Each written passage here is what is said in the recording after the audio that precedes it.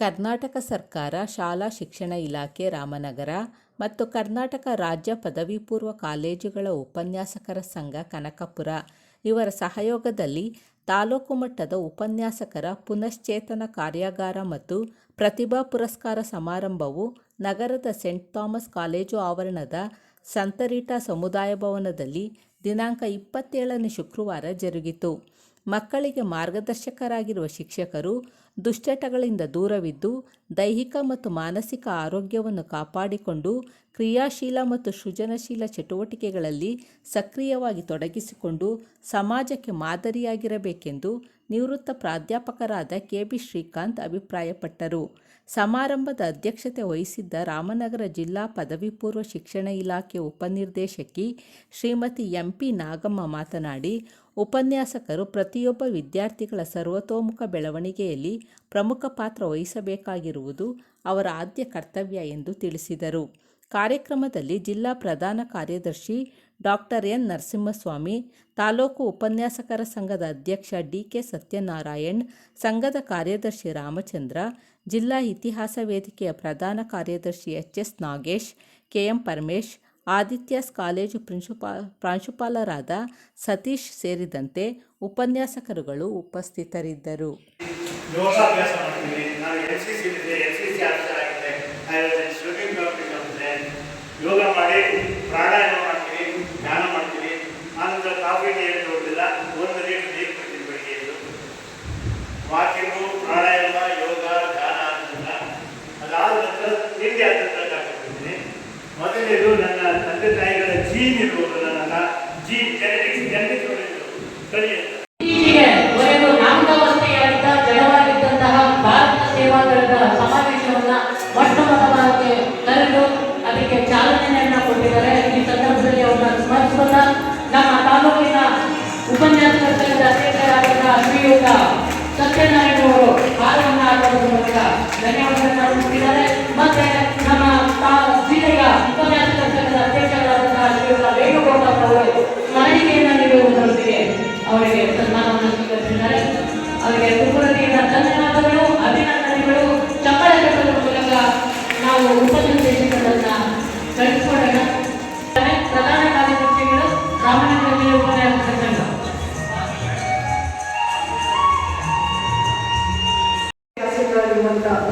ಎಲ್ಲ ಗಣ್ಯರ ಉಪನ್ಯಾಸಕ ಮಿತ್ರರೇ ಹಾಗೂ ಪ್ರೀತಿಯ ವಿದ್ಯಾರ್ಥಿನಿಯರೇ, ಇದು ಒಂದು ಅಚ್ಚುಕಟ್ಟಾದ ಸಮಾರಂಭವನ್ನು ಅಥವಾ ಕಾರ್ಯಾಗಾರವನ್ನು ಏರ್ಪಡಿಸಿದ್ದೀರಿ.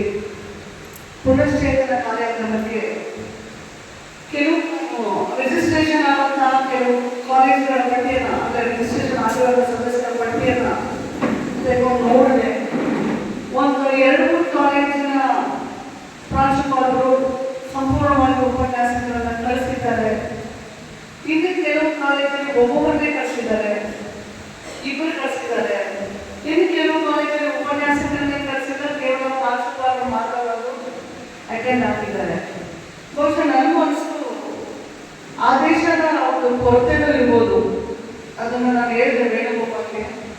ಯಾಕೆ ಅಂದರೆ ನಾವು ಪುನಶ್ಚೇತನ ಕಾರ್ಯಕ್ರಮ ಮಾಡಿ ಅಂತ ನಾನು ಆದೇಶ ಮಾಡೋದಕ್ಕೆ ಕೊಟ್ಟೆ. ಅಂದರೆ ಬಹುಶಃ ಪ್ರಾಂಶುಪಾಲರಿಗೂ ಸಹ ಎಲ್ಲ ಉಪನ್ಯಾಸಕರನ್ನ ನೀವು ಕಳಿಸಿ ಕಾಲೇಜನ್ನು ಮೇಲ್ಬಿಟ್ಟು ಮಾಡಿ ಅಂತ ನಾನು ಬಹುಶಃ ಕೊಟ್ಟಿರಲಿಲ್ಲ. ಆ ಒಂದು ಕಾರಣ ಇರ್ಬೋದು, ಬೇರೆ ಯಾವ ಕಾರಣ ಇದೆ ನನಗೆ ಗೊತ್ತಿಲ್ಲ. ಇರಲಿ. ಈಗ ಕರಿಯಪ್ಪ ಸರ್ನ ನೆನೆಸ್ಕೊತಾ ಇದ್ದರು. ರೂರಲ್ ಕಾಲೇಜಿನ ಒಂದು ಸಂಸ್ಥಾಪಕರು ಕರಿಯಪ್ಪ ಸರ್ನ ನೋಡಿ ಎಷ್ಟು ವರ್ಷ ಆಗಿದೆ. ಅವರು ರಿಟೈರ್ಡ್ ಆಗಿ 21 ವರ್ಷ ಅಂದರೆ ನನಗೆ ಬಹಳ ಆಶ್ಚರ್ಯ ಆಯಿತು.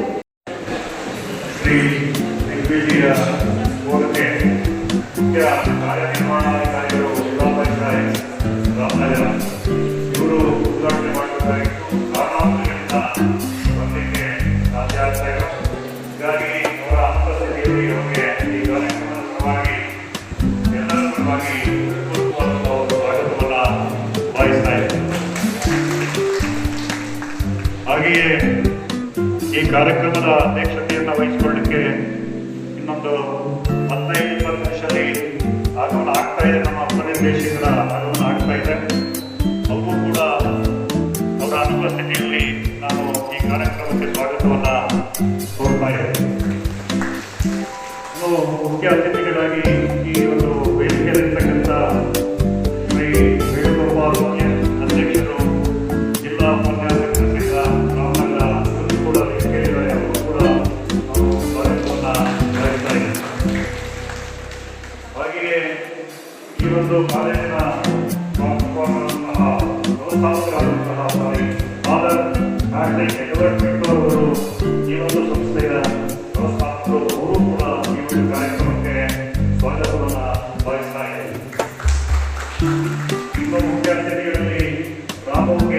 ರಾಮರಾಜ ಅಧ್ಯಕ್ಷರು, ವೀರಭದ್ರಯ್ಯ ಅಧ್ಯಕ್ಷರು, ಉಮೇಶ್ ಯಶವಂತ ಉಪನ್ಯಾಸಕ ಅಧ್ಯಕ್ಷರು, ಇವರ ಸಮಿತಿಯಲ್ಲೂ ಕೂಡ ಅವರಿಗೆ ಸ್ವಾಗತವನ್ನು ನಾನು ಕೊಡ್ತಾ ಇದ್ದೇನೆ.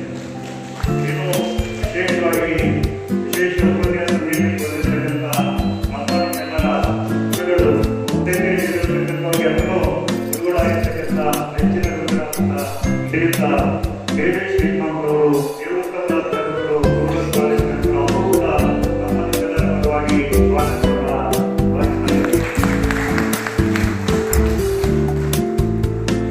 ಹಾಗೆಯೇ ರಾಮಕುಮಾರ ಸಂಘದ ಅಧ್ಯಕ್ಷರು ಆಗಿರ್ತಕ್ಕಂಥ ಶಿವಣ್ಣ ಅವರು ಏನು ಆಗಮಿಸ್ತಾರೆ, ಅವರು ಕೂಡ ಸ್ವಾಗತವನ್ನು ನಾನು ಈ ಸಂದರ್ಭದಲ್ಲಿ ಕೊಡ್ತಾ ಇದ್ದೇನೆ. ಇನ್ನು ಮಹೇಶ್ ಗಜಾಂತಿಗಳು ರಾಮಕುಮಾರ ಸಂಘ ಅವರು ಕೂಡ ಹಾಗೆಯಲ್ಲಿದ್ದಾರೆ, ಅವರು ಕೂಡ ಸ್ವಾಗತವನ್ನು ಕೊಡ್ತಾ, ಇನ್ನು ಮುಖ್ಯವಾಗಿ ಡಾಕ್ಟರ್ ಸ್ವಾಮಿ ಪ್ರಧಾನ ಕಾರ್ಯದರ್ಶಿಗಳು ಕರ್ನಾಟಕ ರಾಜ್ಯ ಪದವೀಪೂರ್ವ ಸಂಘ ರಾಮನಗರ ಜಿಲ್ಲೆ ಅವರು ಕೂಡ ಈ ಒಂದು ಸಮಾರಂಭಕ್ಕೆ ಸ್ವಾಗತವನ್ನು ಕೋರ್ತಾ ಇದ್ದಾರೆ. ಇನ್ನು ನಮ್ಮ ಕನಕಪುರ ತಾಲೂಕಿನ ಉಪನ್ಯಾಸಕರ ಸಂಘದ ಅಧ್ಯಕ್ಷರಾದಂತಹ ಸತ್ಯನಾರಾಯಣ ಟಿಕೆ ಇವರು ಕೂಡ ವೇದಿಕೆಯಿದ್ದಾರೆ, ಅವರು ಕೂಡ ಕಾರ್ಯಕ್ರಮದ ಪರವಾಗಿ ಸ್ವಾಗತವನ್ನು ಕೋರ್ತಾ ಇದ್ದಾರೆ. ಹಾಗೆಯೇ ಪದಾಧಿಕಾರಿಗಳಾದಂತಹ ಶ್ರೀಯುತ ನಾಯಕ ದಾಸಿಗಳು ಅವರು ಕೂಡ ಉಪಸ್ಥಿತರಿದ್ದಾರೆ, ಅವರು ಕೂಡ ಶ್ರೀ ದಿಗ್ವಿಜಯ ಗೋಡಕೆ ಮುಖ್ಯ ಕಾರ್ಯನಿರ್ವಹಣಾಧಿಕಾರಿಗಳು ಜಿಲ್ಲಾ ಪಂಚಾಯತ್ ರಾಮನಗರ ಇವರು ಉದ್ಘಾಟನೆ ಮಾಡಬೇಕಾಗಿತ್ತು. ಕಾರಣಾಂತರಗಳಿಂದ ಬರಲಿಕ್ಕೆ ಸಾಧ್ಯ ಆಗ್ತಾ ಇಲ್ಲ. ಹೀಗಾಗಿ ಅವರ ಅನುಪಸ್ಥಿತಿಯಲ್ಲಿ ಅವರಿಗೆ ಈ ಕಾರ್ಯಕ್ರಮದ ಪರವಾಗಿ ಎಲ್ಲರ ಪರವಾಗಿ ಸ್ವಾಗತವನ್ನು ಬಯಸ್ತಾ ಇದ್ದಾರೆ. ಹಾಗೆಯೇ ಈ ಕಾರ್ಯಕ್ರಮದ ಅಧ್ಯಕ್ಷತೆಯನ್ನು ವಹಿಸಿಕೊಳ್ಳಲಿಕ್ಕೆ ಇನ್ನೊಂದು 15-20 ನಿಮಿಷದಲ್ಲಿ ಆಗಮನ ಆಗ್ತಾ ಇದೆ. ನಮ್ಮ ಉಪನಿರ್ದೇಶಕರ ಆಗಮನ ಆಗ್ತಾ ಇದೆ. ಅವರು ಕೂಡ ಅವರ ಅನುಪಸ್ಥಿತಿಯಲ್ಲಿ ನಾನು ಈ ಕಾರ್ಯಕ್ರಮಕ್ಕೆ ಸ್ವಾಗತವನ್ನು ಕೋರ್ತಾ ಇದ್ದೇನೆ. ಇನ್ನು ಮುಖ್ಯ ಅತಿಥಿಗಳಾಗಿ ಈ ಒಂದು ವೇದಿಕೆಯಲ್ಲಿರ್ತಕ್ಕಂಥ ಶ್ರೀ ವೇಣುಗೋಪಾಲ್ ಅಧ್ಯಕ್ಷರು ಜಿಲ್ಲಾ ಉಪನ್ಯಾಸಕರ ಸಂಘ ರಾಮನಗರ ಇವರು ಕೂಡ ವೇದಿಕೆಯಲ್ಲಿದ್ದಾರೆ, ಅವರು ಕೂಡ ನಾವು ಸ್ವಾಗತವನ್ನು ಬಯಸ್ತಾ ಇದ್ದೇವೆ. ಹಾಗೆಯೇ ಈ ಒಂದು ಕಾಲೇಜಿನ ಪ್ರೋತ್ಸಾಹಕರಾದಂತಹ ಫಾದರ್ ಮ್ಯಾಟ್ರಿಕ್ ಎಡ್ವರ್ಡ್ ಅವರು ಈ ಒಂದು ಸಂಸ್ಥೆಯ ಪ್ರೋತ್ಸಾಹಕರು, ಅವರು ಕೂಡ ಈ ಒಂದು ಕಾರ್ಯಕ್ರಮಕ್ಕೆ ಸ್ವಾಗತವನ್ನು ಬಯಸ್ತಾ ಇದ್ದಾರೆ. ಇನ್ನು ಮುಖ್ಯ ಅತಿಥಿಗಳಲ್ಲಿ ರಾಮೋಗೆ ರಾಮರಾಜ ಅಧ್ಯಕ್ಷರು, ವೀರಭದ್ರಯ್ಯ ಅಧ್ಯಕ್ಷರು, ಉಮೇಶ್ ಯಶವಂತ ಉಪನ್ಯಾಸಕ ಅಧ್ಯಕ್ಷರು, ಇವರ ಸಮಿತಿಯಲ್ಲೂ ಕೂಡ ಅವರಿಗೆ ಸ್ವಾಗತವನ್ನು ನಾನು ಕೊಡ್ತಾ ಇದ್ದೇನೆ. ಇನ್ನು ವಿಶೇಷವಾಗಿ ವಿಶೇಷ ಉಪನ್ಯಾಸ ನೀಡಿರ್ತಕ್ಕಂಥ ಮತದಾರರೆಲ್ಲರ ಗುರುಗಳು ಉತ್ತೇಜಿಸಿರ್ತಕ್ಕಂಥವರಿಗೆ ಅದನ್ನು ಗುರುಗಳಾಗಿರ್ತಕ್ಕಂಥ ಹೆಚ್ಚಿನ ಗುರುಗಳಾದಂಥ ಶ್ರೀಯುತ ದೇವೇಶ್ ಶ್ರೀರಾಮ್ರವರು ನಿವೃತ್ತ ಪ್ರಾಧ್ಯಾಪಕರು ರೂರಲ್ ಕಾಲೇಜಿನಲ್ಲಿ ಅವರು ಕೂಡ ನಮ್ಮ ನಿಮ್ಮೆಲ್ಲರ ಪರವಾಗಿ ಸ್ವಾಗತವನ್ನು ಬಯಸುತ್ತಾರೆ. ಹಾಗೆಯೇ ರಾಮಕುಮಾರ ಸಂಘದ ಅಧ್ಯಕ್ಷರು ಆಗಿರ್ತಕ್ಕಂಥ ಶಿವಣ್ಣ ಅವರು ಏನು ಆಗಮಿಸ್ತಾರೆ, ಅವರು ಕೂಡ ಸ್ವಾಗತವನ್ನು ನಾನು ಈ ಸಂದರ್ಭದಲ್ಲಿ ಕೊಡ್ತಾ ಇದ್ದೇನೆ. ಇನ್ನು ಮಹೇಶ್ ಗಜಾಂತಿಗಳು ರಾಮಕುಮಾರ ಸಂಘ ಅವರು ಕೂಡ ಹಾಗೆಯಲ್ಲಿದ್ದಾರೆ, ಅವರು ಕೂಡ ಸ್ವಾಗತವನ್ನು ಕೊಡ್ತಾ, ಇನ್ನು ಮುಖ್ಯವಾಗಿ ಡಾಕ್ಟರ್ ಸ್ವಾಮಿ ಪ್ರಧಾನ ಕಾರ್ಯದರ್ಶಿಗಳು ಕರ್ನಾಟಕ ರಾಜ್ಯ ಪದವೀಪೂರ್ವ ಸಂಘ ರಾಮನಗರ ಜಿಲ್ಲೆ ಅವರು ಕೂಡ ಈ ಒಂದು ಸಮಾರಂಭಕ್ಕೆ ಸ್ವಾಗತವನ್ನು ಕೋರ್ತಾ ಇದ್ದಾರೆ. ಇನ್ನು ನಮ್ಮ ಕನಕಪುರ ತಾಲೂಕಿನ ಉಪನ್ಯಾಸಕರ ಸಂಘದ ಅಧ್ಯಕ್ಷರಾದಂತಹ ಸತ್ಯನಾರಾಯಣ ಟಿಕೆ ಇವರು ಕೂಡ ವೇದಿಕೆಯಿದ್ದಾರೆ, ಅವರು ಕೂಡ ಕಾರ್ಯಕ್ರಮದ ಪರವಾಗಿ ಸ್ವಾಗತವನ್ನು ಕೋರ್ತಾ ಇದ್ದಾರೆ. ಹಾಗೆಯೇ ಪದಾಧಿಕಾರಿಗಳಾದಂತಹ ಶ್ರೀಯುತ ನಾಯಕ ದಾಸಿಗಳು ಅವರು ಕೂಡ ಉಪಸ್ಥಿತರಿದ್ದಾರೆ, ಅವರು ಕೂಡ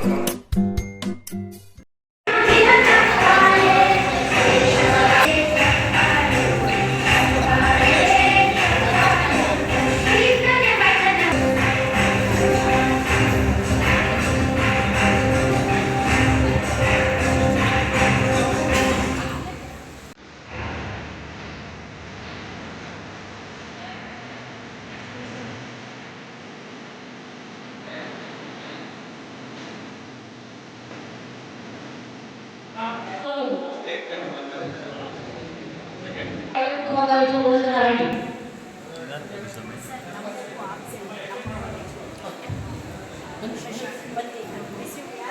ನಮ್ಮ ಕಾಲೇಜಿಂದ ಸಂಜಯ್ ಕುಮಾರ್ ಅವರು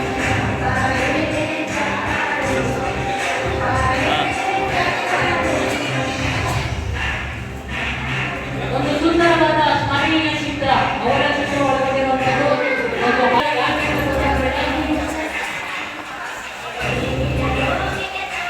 ಸನ್ಮಾನ ಮಾಡಿಕೊಳ್ಳಿ. ಈ ಸಂದರ್ಭದಲ್ಲಿ ನಿಮ್ಮ ಉದಾಹರಣೆಗಳಲ್ಲಿ ತೆಗೆಯುವ ಹಳೆಯದು.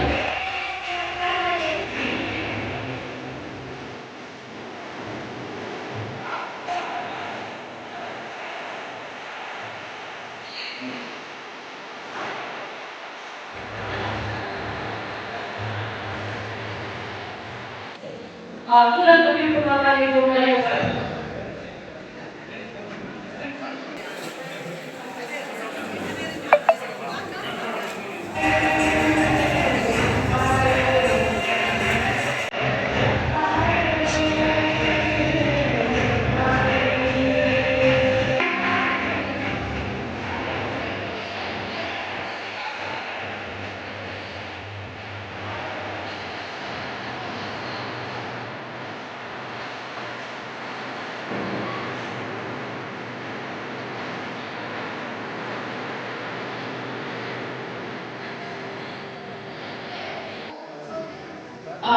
ಈ ಒಂದು ಸಂದರ್ಭದಲ್ಲಿ ನಮ್ಮ ತಾಲೂಕಿನ ಪದಾಧಿಕಾರಿ ನಮ್ಮ ಸತ್ಯನಾರಾಯಣ ಜಿ ಕೆ ಇರ್ಬೋದು, ಮತ್ತೆ ಸಂಘಟನಾ ಕಾರ್ಯದರ್ಶಿಯಾದಂತಹ ರಾಮಚಂದ್ರ ಅವರು ಇರ್ಬೋದು, ಸಹಕಾರ ಮತ್ತು ಸಹಾಯವನ್ನು ನೀಡುವಂತ ಎಲ್ಲರೂ ಕೂಡ ಈ ಒಂದು ಕಾರ್ಯಕ್ರಮಕ್ಕೆ ನಾನು ಸ್ವಾಗತವನ್ನು ಬಯಸ್ತಾ ಇದ್ದೇನೆ. ಇನ್ನು ಈ ಕಾರ್ಯಕ್ರಮದ ಕೇಂದ್ರ ಬಿಂದುಗಳು ಪ್ರತಿಭಾ ಪುರಸ್ಕಾರಕ್ಕೆ ಆಗಮಿಸಿರ್ತಕ್ಕಂಥ ನಮ್ಮ ಎಲ್ಲ ಒಪ್ಪು ಕಾಲೇಜಿನ ವಿದ್ಯಾರ್ಥಿಗಳು ಮತ್ತು ಪೋಷಕರಿಗೆ ಸ್ವಾಗತವನ್ನು ನಾನು ಈ ಒಂದು ಸಂದರ್ಭದಲ್ಲಿ ಭಾವಿಸ್ತಾ ಇದ್ದೇನೆ. ಇನ್ನು ಮಾಧ್ಯಮ ಮಿತ್ರರು, ವಲಯವರ್ಗದವರು, ನಮ್ಮ ಹಿರಿಯ ಎಲ್ಲರೂ ಸಹ ಮಕ್ಕಳು ಹೇಳಿದ್ದೀರಿ, ಎಲ್ಲರೂ ಕೂಡ ಸ್ವಾಗತವನ್ನು ಬಯಸ್ತಾ ನನ್ನ ಸ್ವಾಗತ ಭಾಷಣವನ್ನು ಮುಗಿಸ್ತಾ ಇದ್ದೀನಿ. ಜೈ ಹಿಂದ್, ಜೈ ಕರ್ನಾಟಕ. ಇದ್ದಾರೆ ನಮ್ಮ ನೆಚ್ಚಿನ ಮೆಚ್ಚಿನ ಪ್ರೊಫೆಸರ್ ಎ.ಟಿ. ಶ್ರೀಧರ್ ಅವರು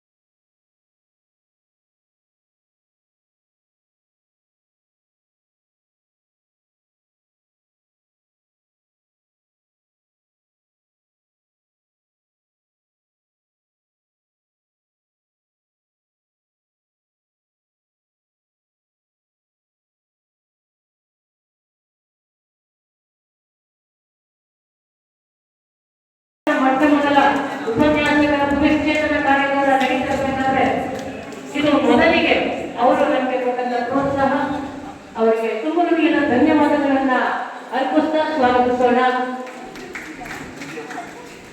ಇರ್ಲಿ ಅಣ್ಣ, ನಾವೊಂದು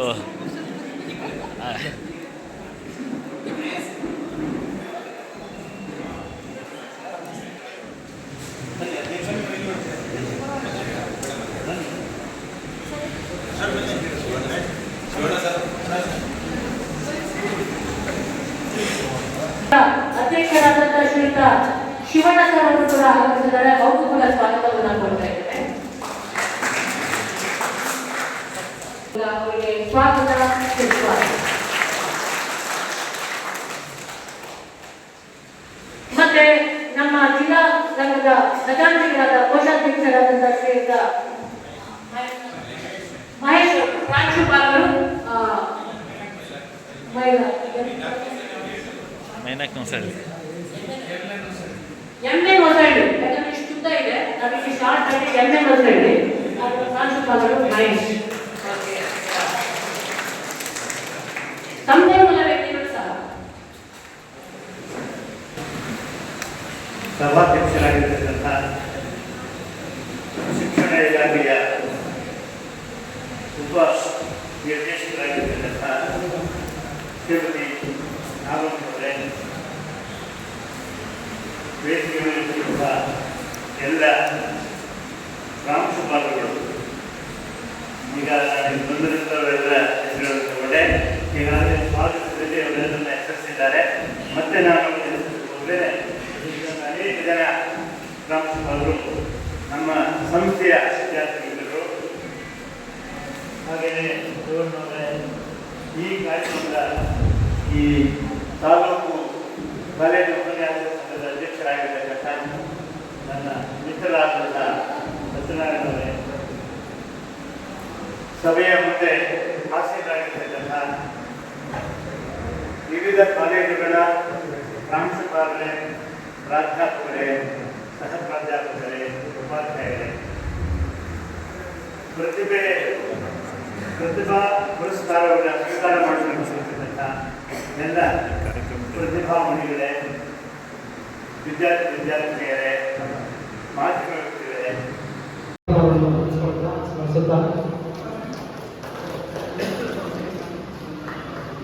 ಈಗಾಗಲೇ ವೇದಿಕೆ ಕಾರ್ಯಕ್ರಮ ಮುಗಿದಿದೆ ಅಂತ ಭಾವಿಸ್ತೀನಿ. ಸೊ ಇದುವರೆಗೂ ವೇದಿಕೆ ಇದ್ದಂಥ ಎಲ್ಲ ಗಣ್ಯರಿಗೂ ಒಂದು ನಮಸ್ಕಾರಗಳನ್ನು ತಿಳಿಸುತ್ತಾ, ಹಾಗೂ ಅವತ್ತಿನ ಉಪನ್ಯಾಸಕ ಸಂಘದ ಅಧ್ಯಕ್ಷರಾಗಿ ಮತ್ತು ಸಂಘದ ಎಲ್ಲ ಪದಾಧಿಕಾರಿಗಳೇ, ಹಾಗೂ ಈ ತಾಲೂಕಿನ ಎಲ್ಲ ಪದವಿ ಪೂರ್ವ ಕಾಲೇಜಿನ ಪ್ರಾಂಶುಪಾಲರುಗಳೇ, ನನ್ನ ನೆಚ್ಚಿನ ಉಪನ್ಯಾಸಕ ಬಂಧುಗಳೇ,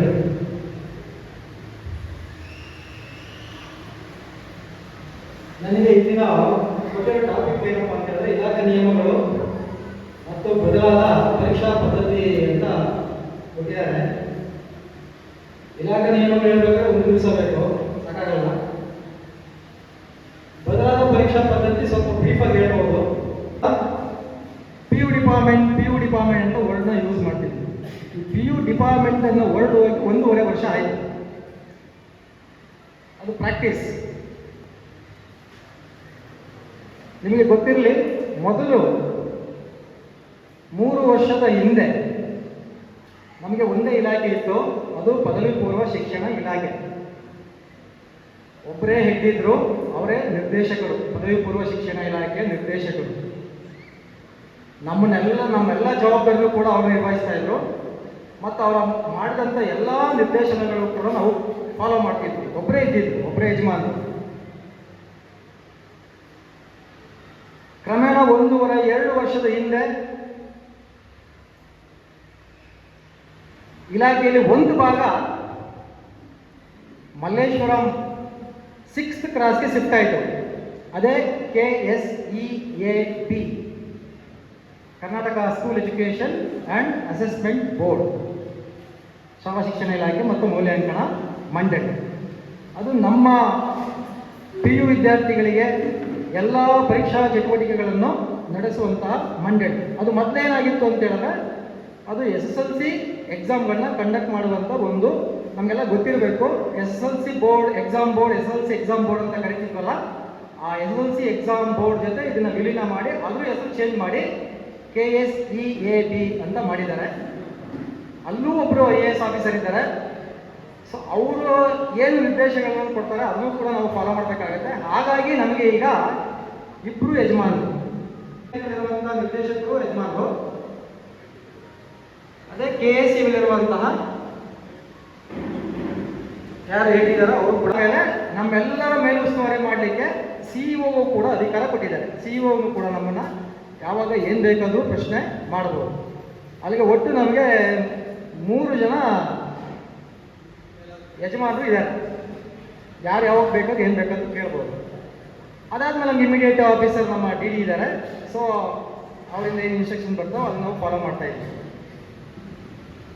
ಈಗ ಇಲಾಖೆ ನಲ್ಲಿ ಇದ್ದಂಥ 5 ಭಾಗಗಳು ನಮಗೆಲ್ಲ ಗೊತ್ತಿರಲಿ. ಪದವಿ ಪೂರ್ವ ಶಿಕ್ಷಣ ಇಲಾಖೆ ಇದ್ದಿದ್ದು 5 ಭಾಗ ಇದೆ. ಒಂದು ಅಕಾಡೆಮಿಕ್ಕು, ಇನ್ನೊಂದು ಅಡ್ಮಿನಿಸ್ಟ್ರೇಷನ್ನು, ಇನ್ನೊಂದು ಎಸ್ಟಾಬ್ಲಿಷ್ಮೆಂಟು, ಇನ್ನೊಂದು ಮೂಲಭೂತ ಸೌಕರ್ಯ ಅಂತ. ಗೊತ್ತಲ್ಲ ಇದು? ನಾನು ಯಾಕೆ ಹೇಳ್ತಾ ಇದ್ದೀನಿ ಅಂದರೆ ಇದೆಲ್ಲ ಗೊತ್ತಿರಬೇಕು ಅಂತ. ನಾವು ಯಾರನ್ನಾದ್ರೂ ಕೇಳಬೇಕಾದ್ರೆ ಎಲ್ಲಿ ಕೇಳಬೇಕು ಅಂತ. ನಾವು ಸಾಮಾನ್ಯವಾಗಿ ಮೊನ್ನೆ ಯಾವುದೋ ಒಂದು ಸೈನ್ಸ್ ಮೀಟಿಂಗ್ ಆದಾಗ ಎಲ್ಲರೂ ಪ್ರಶ್ನೆ ಮಾಡ್ತಿದ್ರು. ವಿದ್ಯಾರ್ಥಿಗೆ ಸಂಬಂಧಪಟ್ಟಂತ ಎಲ್ಲ ಕ್ವಶನ್ಸ್ ಈ ಗವರ್ನೆನ್ಸ್ ಕೇಳ್ತಾ ಇದ್ರು, ಅದು ಈ ಗವರ್ನೆನ್ಸ್ ಹೇಳ್ತಾ ಇದ್ರು. ಅದಕ್ಕೂ ನಮಗೂ ಸಂಬಂಧ ಇಲ್ಲ. ನೀವೇನೇ ಕೇಳೋದ್ರು ಅಕಾಡೆಮಿಕ್ ಸೆಕ್ಷನ್ ಕೇಳಬೇಕು. ಅಕಾಡೆಮಿಕ್ ಸೆಕ್ಷನಿಂದ ನಮಗೆ ಈ ಆಡಳಿತಕ್ಕೆ ಬಂದರೆ ಮಾತ್ರ ನಾವು ಅದನ್ನು ಅಪ್ಡೇಟ್ ಮಾಡ್ತಿದ್ದೀವಿ ಅನ್ನೋ ಮಾತು.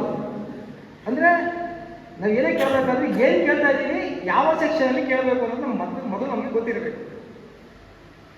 ಎಕ್ಸಾಮಿನೇಷನ್ ಸಂಬಂಧಪಟ್ಟಂತೆ ಯಾವ್ದು ಕೇಳಬೇಕು ಅಂತ ಹೇಳಿದ್ರೆ KICB ಕೇಳಬೇಕು. ಈಗ ನೀಲಿ ನಕ್ಷೆಗಳು, ಮಾಡಲ್ ಕ್ವಶನ್ ಪೇಪರ್ಸು, ಆಮೇಲೆ ಈಗೆಲ್ಲ ಎಕ್ಸಾಮ್ ಪೋರ್ಟಲಲ್ಲಿ ಬಿಟ್ಟಿದ್ದಾರೆ ಎಲ್ಲ ರಿಜಿಸ್ಟ್ರೇಷನ್ ಆಗಿ ವ್ಯಾಲ್ಯೂಯೇಷನ್ಗೆ ಅಂತ, ಮತ್ತು ವ್ಯಾಲ್ಯೂಯೇಷನ್ ಪ್ರೋಸೆಸ್ ಇನ್ನೊಂದು ಮತ್ತೊಂದೆಲ್ಲ ಎಕ್ಸಾಮ್ ಸೆಕ್ಷನ್ ಕೇಳಬೇಕು. ಸ್ಟೂಡೆಂಟ್ಸ್ ಸಂಬಂಧಪಟ್ಟಂತೆ ಏನೇ ಫೆಸಿಲಿಟೀಸ್ನ ನಾವು ಕ್ಲೈಮ್ ಮಾಡಬೇಕು ಅಂತ ಹೇಳಿದ್ರೆ ನಾವು ಫಸ್ಟ್ ಅಪ್ರೋಚ್ ಮಾಡಬೇಕಾಗಿರೋದು ಅಕಾಡೆಮಿಕ್ ಸೆಕ್ಷನ್ನು. ಒಂದು ಶೈಕ್ಷಣಿಕ ಶಾಖೆ ಅಂತ ಇದೆ. ಫಾರ್ ಎಕ್ಸಾಂಪಲ್, ಈಗ ಬ್ಲೈಂಡ್ ಕ್ಯಾಂಡಿಡೇಟ್ಸ್ ಎಲ್ಲ ಅಡ್ಮಿಷನ್ ಮಾಡಿಸ್ಕೊಂಡಿದ್ದೀರ ಕೆಲವು ಕಾಲೇಜಲ್ಲಿ. 2 ಇರ್ಬೋದು, 1 ಇರ್ಬೋದು, 3 ಜನ ಇರ್ಬೋದು. ಮತ್ತು ಅದ್ರ ಜೊತೆಗೆ ರೆಗ್ಯುಲರ್ ಸ್ಟೂಡೆಂಟ್ಸ್ ಇರ್ತಾರೆ. ಈಗ ನಾವು ಸ್ಯಾಟ್ಸ್ನಲ್ಲಿ ಮಾರ್ಕ್ಸ್ನ ಎಂಟ್ರಿ ಮಾಡಬೇಕಾದ್ರೆ ಎಲ್ಲರೂ ಅದರ್ಸ್ ಅಂತ ತಗೊಂಡು ಎಂಟ್ರಿ ಮಾಡೋದು ತಪ್ಪಾಗುತ್ತೆ. ಈ ಬ್ಲೈಂಡ್ ಕ್ಯಾಂಡಿಡೇಟ್ಸು ಮತ್ತು ಡಿಸ್ಟ್ರಿಕ್ಟ್ ಸ್ಟೂಡೆಂಟ್ಸು ಮತ್ತು ಕಿವುಡು ಸ್ಟೂಡೆಂಟ್ಸು ತುಂಬ ಕೆಟಗರೀಸ್ ಇದ್ದಾರೆ. ಆ ಥರದೆಲ್ಲ ಅದರ್ಸಲ್ಲಿ ಬರಲ್ಲ. ಅವರು ವಿಜುವಲಿ ಇಂಪೇರ್ಡ್ ಸ್ಟೂಡೆಂಟ್ಸ್ ಅಂತ ಬರುತ್ತೆ. ಅದು ಯಾವಾಗ ಓಪನ್ ಮಾಡ್ತಾರೆ ಈಗ ಒಂದ್ಸಲ ಅಂತ ಹೇಳಿದ್ರೆ ನೀವು ಇಲ್ಲಿಂದ ಕ್ಲೈಮ್ ಮಾಡಬೇಕು ಥ್ರೂ ಪ್ರಿನ್ಸಿಪಾಲು. ಅದು ಅಕಾಡೆಮಿಕ್ ಸೆಕ್ಷನ್ಗೆ ಹೋಗಬೇಕು. ಥ್ರೂ ಪ್ರಿನ್ಸಿಪಾಲ್ ನೆಕ್ಸ್ಟ್ DDಗೆ ಹೋಗುತ್ತೆ. DDಯಿಂದ ಅವರು ಕನ್ಸಲ್ಟೇಟ್ ಮಾಡಿ ಅಲ್ಲಿ 3 ಮ್ಯಾನ್ ಕಮಿಟಿ ಮಾಡಿ ಅಲ್ಲಿಂದ ಡೈರೆಕ್ಟ್ ಆಫೀಸಿಗೆ ಕಳಿಸ್ತಾರೆ.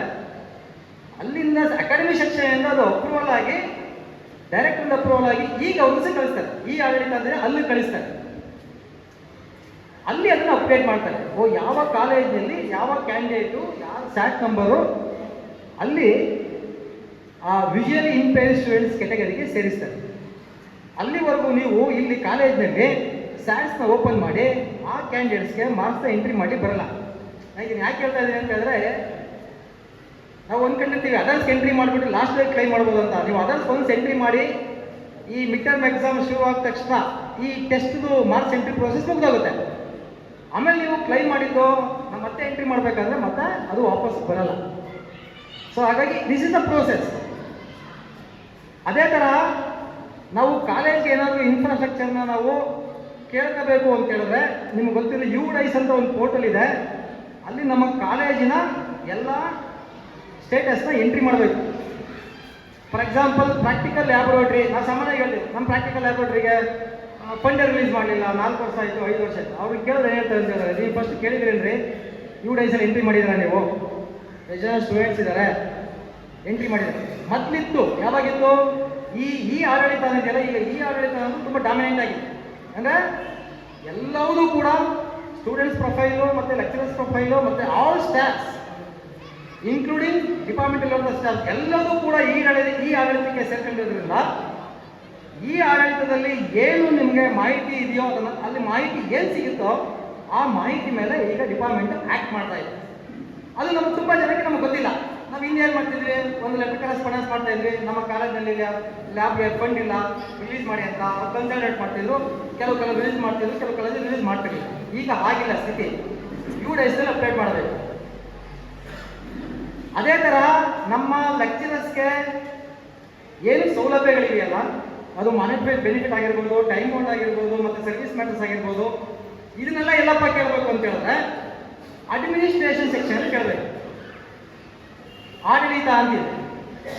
ಎಸ್ಟಾಬ್ಲಿಷ್ಮೆಂಟ್ 1, ಎಸ್ಟಾಬ್ಲಿಷ್ಮೆಂಟ್ 2 ಅಂತ ಇರುತ್ತೆ. ಎಸ್ಟಾಬ್ಲಿಷ್ಮೆಂಟ್ 1 ಬಂದು ಡಿಪಾರ್ಟ್ಮೆಂಟ್, ಎಸ್ಟಾಬ್ಲಿಷ್ಮೆಂಟ್ 2 ಬಂದು ಡಿಪಾರ್ಟ್ಮೆಂಟ್ ಬಿಟ್ಟು ಹೊರಗಡೆ ಇರುವಂಥ all government employees including STC, FTC ಅದೆಲ್ಲ ಅಲ್ಲಿ ಕೇಳಬೇಕು ಸರ್ವಿಸ್ ಮ್ಯಾಟರ್ಸ್ ಎಲ್ಲ. ಸೊ ಈ ಥರ ಡಿಪಾರ್ಟ್ಮೆಂಟ್ ಕೆಲಸ ಮಾಡ್ತಿರುತ್ತೆ. ಸೊ ಹಾಗಾಗಿ ಹಿಂದೆ ಇದ್ದಂಥ ಪದ್ಧತಿಗೂ ಈಗಿನ ಪದ್ಧತಿಗೂ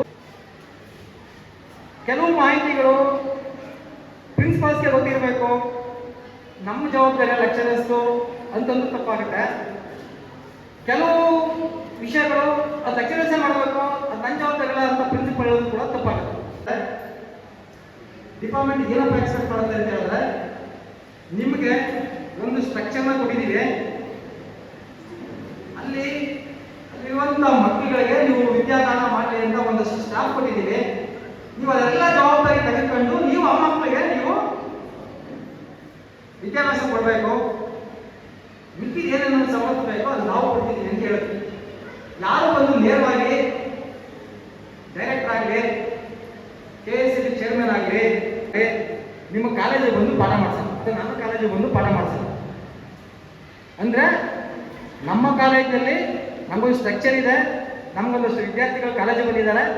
ಅವರ ಜವಾಬ್ದಾರಿ ಯಾರಪ್ಪ ಅಂತ ಹೇಳಿದ್ರೆ ನಮ್ಮದು, ಯಾರ್ದು ಆ ಕಾಲೇಜಲ್ಲಿದ್ದಂತಹ ಉಪನ್ಯಾಸಕರು, ಪ್ರಿನ್ಸಿಪಾಲ್ಸ್ದು ಎಲ್ಲರ ಜವಾಬ್ದಾರಿ ಇರುತ್ತೆ. ಮತ್ತು ಎಲ್ಲರೂ ಕೂಡ ಇಂಡಿವಿಜುವಲ್ ಆಗಿ ನಾವು ವರ್ಕ್ ಮಾಡಿದ್ರೆ ಯಾವುದೇ ಕಾರಣಕ್ಕೂ ಔಟ್ಪುಟ್ ಕೊಡ್ಲಿಕ್ಕೆ ಆಗಲ್ಲ. ಕರೆಕ್ಟಾ? ನಾನು ಫಿಸಿಕ್ಸ್ ಮಾತ್ರ ಪಾಠ ಮಾಡ್ತೀನಿ ಸರ್, ಮ್ಯಾಥ್ಸ್ಗೂ ನನಗೂ ಸಂಬಂಧ ಇಲ್ಲ, ಇಲ್ಲ ನಾನು ಫಿಸಿಕ್ಸ್ ಮಾತ್ರ ಪಾಠ ಮಾಡ್ತೀನಿ ಸರ್, ಬಯಾಲಜಿಗೂ ನನಗೂ ಸಂಬಂಧ ಇಲ್ಲ, ಅಥವಾ ಇಂಗ್ಲೀಷ್ಗೂ ನನಗೂ ಸಂಬಂಧ ಇಲ್ಲ ಅಂತ ನೀವು ಪಾಠ ಮಾಡ್ಕೊಂಡು ಹೋದರೆ ಯಾವುದೇ ಕಾರಣಕ್ಕೂ ಒಂದು ಕನ್ಸಾಲಿಡೇಟೆಡ್ ಔಟ್ಪುಟ್ ಬರಲ್ಲ. ಯಾವತ್ತೂ ಒಂದು ಕಾಲೇಜು ಒಂದು ಒಳ್ಳೆ ರಿಸಲ್ಟ್ ಬರಬೇಕು ಅಂತ ಹೇಳಿದ್ರೆ ಟೀಮ್ ವರ್ಕ್ ಕೆಲಸ ಮಾಡಿದ್ರೆ ಮಾತ್ರ, ಈಗ PCMB Kannada English team work ಕೆಲಸ ಮಾಡಿದ್ರೆ ಮಾತ್ರ ರಿಸಲ್ಟ್ ಬರುತ್ತೆ. ಇದನ್ನು ಮಾಡಬೇಕಂದ್ರೆ ಬರೀ ನಮಗೆ ಟೈಮ್ ಒಂದು ಕೆಲಸ ಮಾಡೋದ ಆಗಲ್ಲ. ಈಗಾಗಲೇ ನೀವು ನೋಡಿರುವ ಸುತ್ತಲಗಳು ನೋಡಿರಬೇಕು. ಒಂದು ಇವೆಲ್ಲರಿಗಿಂತ ಇನ್ನೊಬ್ಬರು ಮುಖ್ಯ ನಮ್ಮ ಎಜುಕೇಷನ್ ಡಿಪಾರ್ಟ್ಮೆಂಟ್ ಮುಖ್ಯ ಕಾರ್ಯದರ್ಶಿಗಳು, ಪ್ರಧಾನ ಕಾರ್ಯದರ್ಶಿಗಳು 29/8/2024 ಒಂದು ಸುತ್ತೋಲೆ ಬಂದಿದೆ, ಸಾಮಾನ್ಯವಾಗಿ ಅಪ್ಲೈ ಮಾಡಿರ್ತೀರಾ. ಅದರಲ್ಲಿ ಹೇಳ್ತಾರೆ ನೀವು ಡಿಸೆಂಬರ್ ಅಷ್ಟೇ ಸಿಲೆಬಸ್ ಮುಗಿಸ್ಬೇಕು. ಹೆಂಗೆ ಮುಗಿಸ್ಬೇಕಂದ್ರೆ ನೆಕ್ಸ್ಟ್ ಕ್ವಶನ್, ಯಾಕಂದ್ರೆ ಡಿಸೆಂಬರ್ ಅಷ್ಟೇ ಸಿಲೆಬಸ್ ಮುಗಿಸ್ಬೇಕು. ಡಿಸೆಂಬರ್ ಆದಮೇಲೆ ನೀವು ಮಕ್ಕಳಿಗೆ ರಿಪೀಟೆಡ್ಲಿ ಟೆಸ್ಟ್ ಎಕ್ಸಾಮ್ಗಳು ಮಾಡಿ, ಎಕ್ಸಾಮ್ಗೆ ಸಿದ್ಧತೆ ಮಾಡಿ, ಎಕ್ಸಾಮ್ ಅದು ಕಳಿಸ್ಕೊಡ್ಬೇಕು ಅಂತ ಹೇಳ್ತಾರೆ. ಆಮೇಲೆ 15 ದಿವಸಕ್ಕೊಮ್ಮೆ ಪೇರೆಂಟ್ಸ್ ಮೀಟಿಂಗ್ ಮಾಡಬೇಕು. ಹುಡುಗನ ತಪ್ಪಿಸ್ಕೊಂಡ್ರೆ ನೀವು ಪೇರೆಂಟ್ಸ್ ಮೀಟಿಂಗ್ ಮಾಡಬೇಕು.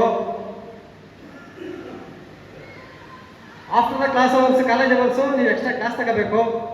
ಇದು ನಾನು ಹೇಳ್ತಾ ಇರೋದಲ್ಲ, ಇದನ್ನು ನಮ್ಮ ಶಿಕ್ಷಣ ಇಲಾಖೆ ಪ್ರಧಾನ ಕಾರ್ಯದರ್ಶಿಗಳು ನೇರವಾಗಿ ಹಾಕಿರುವಂತಹ ಸುತ್ತೋಲೆ. ಇಷ್ಟೆಲ್ಲ ಹೇಳ್ಬಿಟ್ಟು ಹೇಳ್ತಾರೆ, ನಾವು ಈ ವರ್ಷ ಎಕ್ಸಾಮಿನೇಷನ್ನ ವೆಬ್ ಕಾಸ್ಟಿಂಗಲ್ಲಿ ಎಕ್ಸಾಮ್ ಮಾಡ್ತಾರೆ. ಯಾರಿಗೂ ಮಾಹಿತಿ ಇರಲಿ, ನಾವು ಹೋದ ಸಲ ಮೊದಲನೇ ಎಕ್ಸಾಮಿಂದ ತಪ್ಪಿಸ್ಕೊಂಡ್ರೆ 3ನೇ ಎಕ್ಸಾಮು ವೆಬ್ ಕಾಸ್ಟಿಂಗಲ್ಲಿ ಆಗಿದ್ದು ಎಕ್ಸಾಮು, ಯಾರಿಗೂ ಗೊತ್ತಾಗಿಲ್ಲ. ಈ ಸಲ ಮೊದಲನೇ ಎಕ್ಸಾಮೇ ವೆಬ್ ಕಾಸ್ಟಿಂಗಲ್ಲಿ ಆಗುತ್ತೆ. ವೆಬ್ ಕಾಸ್ಟಿಂಗ್ ಅಂದರೆ ಗೊತ್ತಾ? ನಾವು ಎಕ್ಸಾಮ್ ಮಾಡ್ತಿರ್ತಿದ್ದೀವಿ, ಅಲ್ಲಿ ನಡೆಯುವಂಥ ಎಲ್ಲ ಚಟುವಟಿಕೆಗಳನ್ನ ಕೂಡ CO ಚೇಂಬರ್ನಲ್ಲಿ ನೋಡ್ಬೋದು, ಅಥವಾ DD ಆಫೀಸಲ್ಲಿ ನೋಡ್ಬೋದು. ಯಾರನ್ನ ಅಪಾಯಿಂಟ್ ಮಾಡಿರ್ತಾರೋ ಅಲ್ಲಿ ಕುತ್ಕೊಂಡು ನೋಡ್ಬೋದು, ಹುಡುಗ ಬರೀತಿದ್ದಾನ, ಮೇಸ್ಟ್ ಏನು ಮಾಡ್ತಿದ್ದಾರೆ ಅಂದ್ಬಿಟ್ಟು. ಅಂದರೆ ಅಷ್ಟು ಸ್ಟ್ರಿಕ್ಟಾಗಿ ನಾವು ಮಾಡ್ತಿದ್ದೀವಿ ಅಂತ. ಸೊ ಇದಕ್ಕೆಲ್ಲ ನಾವು ಮಾನಸಿಕವಾಗಿ ಸಿದ್ಧರಾಗಬೇಕಾಗುತ್ತೆ. ಅದ್ರ ಜೊತೆಗೆ ಸೈನ್ಸ್ ಸಬ್ಜೆಕ್ಟ್ಸ್ ಇರೋರಿಗೆ ಇನ್ನೊಂದು ಚರ್ಚೆ ನಡೀತಾ ಇದೆ. ಈ ಸಲ ನಾವು ಥಿಯರಿ ಎಕ್ಸಾಮ್ನ ನಾವು ಹೇಗೆ ರ್ಯಾಂಡಮೈಸೇಷನ್ ಮಾಡಿದ್ವಿ, ಎಷ್ಟು 6 ವರ್ಷ 7 ವರ್ಷದಿಂದ ಈಗೆಲ್ಲ ಸಕ್ಸಸ್ಫುಲ್ ಆಗಿ ಎಕ್ಸಾಮ್ ನಡೀತಾವೆ. ಈ ಮಕ್ಕಳು ಅಲ್ಲೋಗಿ ಎಕ್ಸಾಮ್ ಬರೀತಾ ಇದ್ದಾರೆ, ಆ ಮಕ್ಕಳು ಇನ್ನೊಂದು ಕಾಲೇಜ್ಗೆ ಹೋಗಿ ಎಕ್ಸಾಮ್ ಬರೀತಾ ಇದ್ದಾರೆ, ಯಾವುದೇ ತೊಂದರೆ ಇಲ್ಲ, ಸಕ್ಸಸ್ ಆಗಿದ್ದೀವಿ. ಸೊ ಅದೇ ತರಹ ಪ್ರಾಕ್ಟಿಕಲ್ ಎಕ್ಸಾಮ್ನು ಕೂಡ ರ್ಯಾಂಡಮೈಸೇಷನ್ ಮಾಡಬೇಕು ಅನ್ನೋದೊಂದು ಚರ್ಚೆ ನಡೀತಾ ಇದೆ. ಅದು ಆಗ್ಲೂಬಹುದು, ಆಗದೇನೂ ಇರ್ಬೋದು, ಬಟ್ ನಾವು ಮಾನಸಿಕವಾಗಿ ಸಿದ್ಧರಾಗಬೇಕಾಗುತ್ತೆ. ನಿಮಗೆ ಗೊತ್ತಿರಲಿ, ಇದು ಲಾಸ್ಟ್ ಇಯರೇ ಬಂತು ಚರ್ಚೆ. ಯಾವಾಗ ಪ್ರಾಕ್ಟಿಕಲ್ ಎಕ್ಸಾಮಿನೇಷನ್ ಪ್ರೋಸೆಸ್ ಶುರುವಾದಾಗಲೇ ಬಂತು. ನಾವು ಸ್ವಲ್ಪ ಡಿಲೇ ಮಾಡಿದ್ವಿ. ರಾಮನಗರ ಜಿಲ್ಲೆಯವರು, ಯಾವುದೋ 2 ಜಿಲ್ಲೆಯವರು, ಹೆಸರು ಬೇಡ, ಯಾವುದೋ 2 ಜಿಲ್ಲೆಯವರು ರ್ಯಾಂಡಮೈಸೇಷನ್ ಮಾಡಿಬಿಟ್ಟು ಲಿಸ್ಟು ಕಳಿಸ್ಬಿಟ್ರು KSCBಗೆ. ನಾವು ಹಿಂಗೆ ಮಾಡಿದ್ದೀವಿ, ಮಾಡ್ಬೋದು ಸರ್ ಅಂತ. ಅವ್ರು ಅದನ್ನೇ ಇಟ್ಕೊಂಡ್ರು. ಅಲ್ಲದೆ 2 ಜಿಲ್ಲೆಯವರು ಮಾಡಕ್ಕೆ ನಡೀತಾರೆ, ಮಿಕ್ಕವ್ರಿಗೆ ಏನು ಪ್ರಾಬ್ಲಮ್ಮು ಅಂತ. ಅಂದರೆ ಸಮಸ್ಯೆಗಳು ಎಲ್ಲಿ ಶುರುವಾಗ್ತವೆ ಅನ್ನೋದು ನೀವು ಗಮನಿಸ್ಬೋದು. ಸೊ ನಾವು ಅದಕ್ಕೂ ಕೂಡ ಮಾನಸಿಕ ಸಿದ್ಧರಾಗಬೇಕಾಗುತ್ತೆ. ಬಟ್ ಐ ನೋ ಏನೇನು ಪ್ರಾಕ್ಟಿಕಲ್ ಡಿಫಿಕಲ್ಟೀಸ್ ಆಗುತ್ತೆ ಅನ್ನೋದು ನಮ್ಮೆಲ್ಲ ಸೈನ್ಸ್ ಲೆಕ್ಚರರ್ಸ್ಗೆಲ್ಲ ಗೊತ್ತು. ಬಟ್ ಅದು ಒಂದು ಚರ್ಚೆ ನಡೀತಾ ಇದೆ. ಆಮೇಲೆ ನಮ್ಮ ಕಾಲೇಜ್ ಅವರ್ಸು ಎಲ್ಲ ಓದಿರ್ತೀರ ಅನ್ಕೊಂಡ್ರೆ ಇತ್ತೀಚೆಗೆಲ್ಲ ಗೆಜೆಟ್ ಎಲ್ಲ ಬಂದಿದೆ. ಎಷ್ಟು ಗಂಟೆ ಇರಬೇಕು ಕಾಲೇಜಲ್ಲಿ, ಎಷ್ಟು ಗಂಟೆ ಕಾಲೇಜೇ ಇರಬೇಕು, ಕಾಲೇಜ್ ಇದ್ಬಿಟ್ರೆ ಆಗುತ್ತಾ? 6 ಅವರ್ಸ್ ಇರಬೇಕು, ಗೊತ್ತಲ್ವ ಕಾಲೇಜ್ನಲ್ಲಿ 6 ಅವರ್ಸು. ಅದು ಹೇಳ್ತಾರೆ ನೀವು ಲಂಚ್ ಅವರ್ನ ಬಿಟ್ಟು, ಲಂಚ್ ಬ್ರೇಕ್ನ ಬಿಟ್ಟು 6 ಅವರ್ಸು ಕಾಲೇಜಲ್ಲಿ ಇರಬೇಕು. ಇರಬೇಕು ಅಂದರೆ ನೀವು ಕಾಲೇಜಿನಲ್ಲಿ ಮಕ್ಕಳುಗಳಿಗೆ ಪಾಠ ತಗೋಬೇಕು ಅಂತ ನಿಯಮ. ನಾನು ಹೇಳ್ತಾ ಇಲ್ಲ, ದಯವಿಟ್ಟು ಯಾರು ನನ್ನ ಅನ್ಯತಾ ಭಾವಿಸಕ್ಕೆ ಹೋಗ್ಬೇಡಿ. ಏನೋ ಹೇಳೋಕ್ಕಾಗಲ್ಲ, ಏನು ಹೇಳ್ತಿದ್ದಾರೆ ಮಾಹಿತಿ ಇರಲಿ ಅಂತ 6 hours ನಾವು ದಿವಸಕ್ಕೆ 6 ಪೀರಿಯಡ್ನ ಅಲಾಟ್ ಮಾಡ್ಕೊಂಡು ನೀವು ಕ್ಲಾಸಸ್ನ ಮಾಡಬೇಕು ಅಂತ ಹೇಳುತ್ತೆ. ಯಾಕೆ ಹಂಗೆ ಹೇಳಿದ್ರು ಅಂತ ಹೇಳಿದ್ರೆ ನಿಮಗೆ ಗೊತ್ತಿರಲಿ, 2015 ಅನಿಸುತ್ತೆ, 2014 or 15 ನಮಗೆ ಟೀಚಿಂಗ್ ಅವರ್ಸು ಅಲಾಟ್ ಮಾಡಿದ್ರು. ಒಂದು ಸಬ್ಜೆಕ್ಟ್ಗೆ ಅವಾಗ ನಾನು ಇನ್ನು ಡಿಪಾರ್ಟ್ಮೆಂಟಲ್ಲಿದ್ದೆ. ಆ ಒಂದು ವರ್ಷ ನಾನು ಅಕಾಡೆಮಿಕ್ ಸೆಕ್ಷನಲ್ಲಿ ಸೆಕ್ಷನ್ ಆಫೀಸರ್ ಆಗಿದ್ದೆ. ಯಾಕೆ ಅಂದರೆ ಹಿಂದೆ 2013ಗಿಂತ ಹಿಂದೆ ನಮ್ಮಲ್ಲಿ ಪ್ರಿಸ್ಕ್ರೈಬ್ ಟೆಕ್ಸ್ಟ್ ಬುಕ್ ಇರಲಿಲ್ಲ, ಕರೆಕ್ಟ್ ಅಲ್ಲ? ನಮ್ಮಲ್ಲಿ ಸಬ್ಜೆಕ್ಟ್ಗೆ ಒಂದು 28 ಆಧಾರ, ಒಂದು 30 ಆಧಾರ ಬುಕ್ ಸಿಗ್ತಾ ಇದ್ವು. ನಾವು ಯಾವ ಬುಕ್ ಚೆನ್ನಾಗಿದೆಯೋ ಆ ಬುಕ್ನ ರೆಫರ್ ಮಾಡಿ ನಮ್ಮ ಮಕ್ಕಳು ಪಾಠ ಮಾಡ್ತಾ ಇದ್ವಿ. ನಮ್ಮದೇ ಕ್ವಶನ್ ಪೇಪರು, ನಮ್ಮದೇ ಕ್ವಶನ್ ಬ್ಯಾಂಕು, ಸೊ ನಮ್ಮದೇ ಬೇರೆ ಯಾವ ಬುಕ್ ಬೇಕೋ ರೆಫರ್ ಮಾಡ್ತಾ ಇದ್ವಿ. ಸೊ 2013 ಆನ್ವರ್ಡ್ಸ್ ಏನಾಯ್ತು ಅಂತ ಹೇಳಿದ್ರೆ ನಾವು ಬುಕ್ಗಳನ್ನ ಪ್ರಿಸ್ಕ್ರೈಬ್ ಮಾಡ್ಲಿಕ್ಕೆ ಶುರು ಮಾಡಿದ್ವಿ. ಫಿಸಿಕ್ಸ್, ಕೆಮಿಸ್ಟ್ರಿ, ಮ್ಯಾಥ್ಸ್, ಬಯಾಲಜಿಗೆ ನಾವು NCERT ಬುಕ್ನ ಅಡಾಪ್ಟ್ ಮಾಡ್ಕೊಂಡ್ವಿ. ಅದೇ ಥರ ನೆಕ್ಸ್ಟ್ ಇಯರ್ಗೆ ಏನು ಮಾಡೋದು, ಮಿಕ್ಕಿದೆಲ್ಲ ಸಬ್ಜೆಕ್ಟ್ಸ್ಗಳು ಇನ್ಕ್ಲೂಡಿಂಗ್ ಲ್ಯಾಂಗ್ವೇಜಸ್ಸು, ಆ ಸಬ್ಜೆಕ್ಟ್ಸು ಲೋಕಲ್ ಆಥರ್ಸ್ನ ಬಳಕೆ ಮಾಡ್ಕೊಂಡು ಟೆಕ್ಸ್ಟ್ ಬುಕ್ನ ರೆಡಿ ಮಾಡಿದ್ರು. ಸೊ ಅಲ್ಲಿನ ಡಿಪಾರ್ಟ್ಮೆಂಟ್ ಏನು ಮಾಡ್ತಾರೆ, ನಾವು ಪ್ರಿಸ್ಕ್ರೈಬ್ ಟೆಕ್ಸ್ಟ್ ಬುಕ್ನ ನಾವು ಬಿಟ್ಟಿದ್ದೀವಿ. Just like 9th to 10th ಹೇಗಿದೆಯೋ ಅದೇ ಥರ ನಾವು ಫಸ್ಟ್ PUC, ಸೆಕೆಂಡ್ PUCಗೆ ಪ್ರಿಸ್ಕ್ರೈಬ್ ಟೆಕ್ಸ್ಟ್ ಬುಕ್ನ ಬಿಟ್ಟಿದ್ದೀವಿ ಅಂತ. ಸೊ ಅಲ್ಲಿಂದ ಏನಾಯ್ತು ಅಂದರೆ ಒಂದೇ ಬುಕ್ಕು. ಸೊ ಅದೆಲ್ಲ ಆಯಿತು. ಅದೆಲ್ಲ ಆದಮೇಲೆ ಈಗ ಪೀರಿಯಡ್ಸ್ ಅಲಾಟ್ ಮಾಡಬೇಕಲ್ಲ, ಅವಾಗ ಏನು ಮಾಡಿದ್ರು, 120 ಪೀರಿಯಡ್ಸ್ನ ಅಲಾಟ್ ಮಾಡಿದ್ರು. ನಿಮ್ಗೆ ಗೊತ್ತಿರಬೇಕು, ಲಾಜಿಕ್ಕು ಕೂಡ 120 ಅವರ್ಸು. ತುಂಬ ಈಗ ಎಕನಾಮಿಕ್ಸ್ ತುಂಬ ಜಾಸ್ತಿ ಇದೆ ಅಂತ ಅನ್ಕೊಳ್ತೀನಿ, ಅದೇ ಥರ ಫಿಸಿಕ್ಸ್ ತುಂಬ ಜಾಸ್ತಿ ಇದೆ, ಮ್ಯಾಥ್ಸು. ಸೊ ಅದಕ್ಕೂ 120 ಅವರ್ಸು ಕಾಮನ್ ಆಗಿ 120 ಅವರ್ಸ್ ಬರ್ತಾರೆ ಅಲಾಟ್ ಮಾಡೋದು. ಆ್ಯಕ್ಚುಲಿ ಕರೆಕ್ಟಾಗಿ ಲೆಕ್ಕ ಹಾಕೊಂಡ್ರೆ ನಮ್ಮ ಕ್ಯಾಲೆಂಡರ್ ಆಫ್ ಇವೆಂಟ್ಸ್ ಏನಿದೆ ಲೆಕ್ಕ ಹಾಕೊಂಡ್ರೆ 120 ಅವರ್ಸು ಬರೋಲ್ಲ. ನಾನು ಕುತ್ಕೊಂಡು ವರ್ಕೌಟ್ ಮಾಡಿದ್ದೀವಿ, ನಾವು ಡಿಪಾರ್ಟ್ಮೆಂಟ್ ಮಾಡಿಕೊಟ್ಟಿದ್ದೀವಿ. ಆದರೆ ಮಾಡಿಬಿಟ್ರು, ಅವಾಗಿದ್ದಂಥ ಯಾರು ಕಮಿಷನರ್ ಇದ್ರು, 120 ಪೀರಿಯಡ್ಸ್ನ ಅಲಾಟ್ ಮಾಡಿ. 120 ಪೀರಿಯಡ್ಸ್ನ ಯಾವಾಗ ಅಲಾಟ್ ಮಾಡಿದ್ರು, ಯಾವಾಗ ಈ ಸಂಘದಿಂದ ಆ ಕಡೆ ಈ ಕಡೆಯಿಂದೆಲ್ಲ ಅಬ್ಜೆಕ್ಷನ್ ಬಂದು, ಸರ್ 120 ಪೀರಿಯಡ್ ಸಿಗ್ತಾ ಇಲ್ಲ, ನೀವು ಮಾಡಿಬಿಟ್ಟಿದ್ದೀರಾ ಅಂತ. ನಿಮ್ಗೆ ಗೊತ್ತಿರಬೇಕು, ಅವಾಗೆಲ್ಲ ಹಿಂದೆ ಏನಾಗ್ತಿತ್ತು ಅಂದರೆ ಆ ಟೈಮ್ನಲ್ಲಿ ಶಿಫ್ಟಿಂಗ್ ನಡೀತಾ ಇದೆ ಕೆಲವು ಕಾಲೇಜ್ಗಳಲ್ಲಿ. ಬೆಳಗ್ಗೆ 8 ಗಂಟೆಗೆ ಶುರು ಮಾಡಿದ್ರೆ 11:30 ಮುಗಿತಾ ಇತ್ತು, 11:30 ಹೈಸ್ಕೂಲ್ ನಡೆಸ್ಕೊಳ್ತಾ ಇದ್ರು. ಈ ಥರ ಏನೋ 4 ಪೀರಿಯಡ್, 4 ಪೀರಿಯಡು, 5 ಪೀರಿಯಡ್, 3 ಗಂಟೆ ಪೀರಿಯಡು ಆ ಥರ ಮಾಡ್ಕೊಂಡು ಏನೋ ಒಂದು ನಡೀತಾ ಇತ್ತು. ಅದಕ್ಕೆಲ್ಲ ಬ್ರೇಕ್ ಹಾಕ್ಬೇಕು ಅಂತ ಏನು ಮಾಡಿದ್ರು, ಆ ಟೈಮಲ್ಲಿ ಇದ್ದಂಥ ಡೈರೆಕ್ಟ್ರು, ಇಲ್ಲ ಇವರಿಗೆ 6 ಗಂಟೆ ಅಲಾಟ್ ಮಾಡಿ, 6 ಗಂಟೆ ಅಲಾಟ್ ಮಾಡಿದ್ರೆ ಈಗ 120 ಅವರ್ಸು ಸಿಗುತ್ತೆ. ಅದು ಹಂಗೆ ಬಂದಿದ್ದು ಆ್ಯಕ್ಚುಲಿ. ಈಗೆಲ್ಲ ಶಿಫ್ಟಿಂಗ್ ಎಲ್ಲ ಆಲ್ಮೋಸ್ಟ್ ಎಲ್ಲ ಕ್ಯಾನ್ಸಲ್ ಆಗಿದೆ, ಗೊತ್ತಿರಬೇಕೆಲ್ಲ ಬಿಲ್ಡಿಂಗ್ ಮಾಡಿಕೊಟ್ರು, ಯಾವುದೋ 1-2 ಕಡೆ ನಡೀತಿರ್ಬೋದು. ಸೊ ಹಂಗಾಗಿ 120 ಅವರ್ಸು ಅದು ಬಂತು. ಹಂಗಾಗಿ ಈಗ ಮಾಡ್ಲಿಕ್ಕಾಗಲ್ಲ ಅಂದರೆ 6 ಗಂಟೆ ಇರಬೇಕು ಅಂದರೆ ಎಷ್ಟು, ನಾವು ಬೆಳಿಗ್ಗೆ ಅವ್ರು ಹೇಳ್ತಾರಲ್ಲ ನಿಯಮದಲ್ಲಿ, ಬಿಫೋರ್ 10 ಒಳಗಡೆ ನೀವು ಕಲೆ ಸ್ಟಾರ್ಟ್ ಮಾಡಬೇಕು. ಸೊ 4 ಒಳಗಡೆ ಮುಗಿಸ್ಬೇಕು ಅಂತ ಹೇಳ್ತಾರೆ. ಆ ಪೀರಿಯಡ್ನಲ್ಲಿ 6 ಗಂಟೆ ನಾವು ಲೆಕ್ಚರರ್ಸು ಮಕ್ಕಳನ್ನ ಕೂತ್ಕೊಂಡು ಪಾಠ ಮಾಡೋದಾಗಲಿ, ರೆಮಿಡಿಯಲ್ ಕ್ಲಾಸ್ ಮಾಡೋದಾಗಲಿ ಮಾಡಬೇಕು ಅಂತ.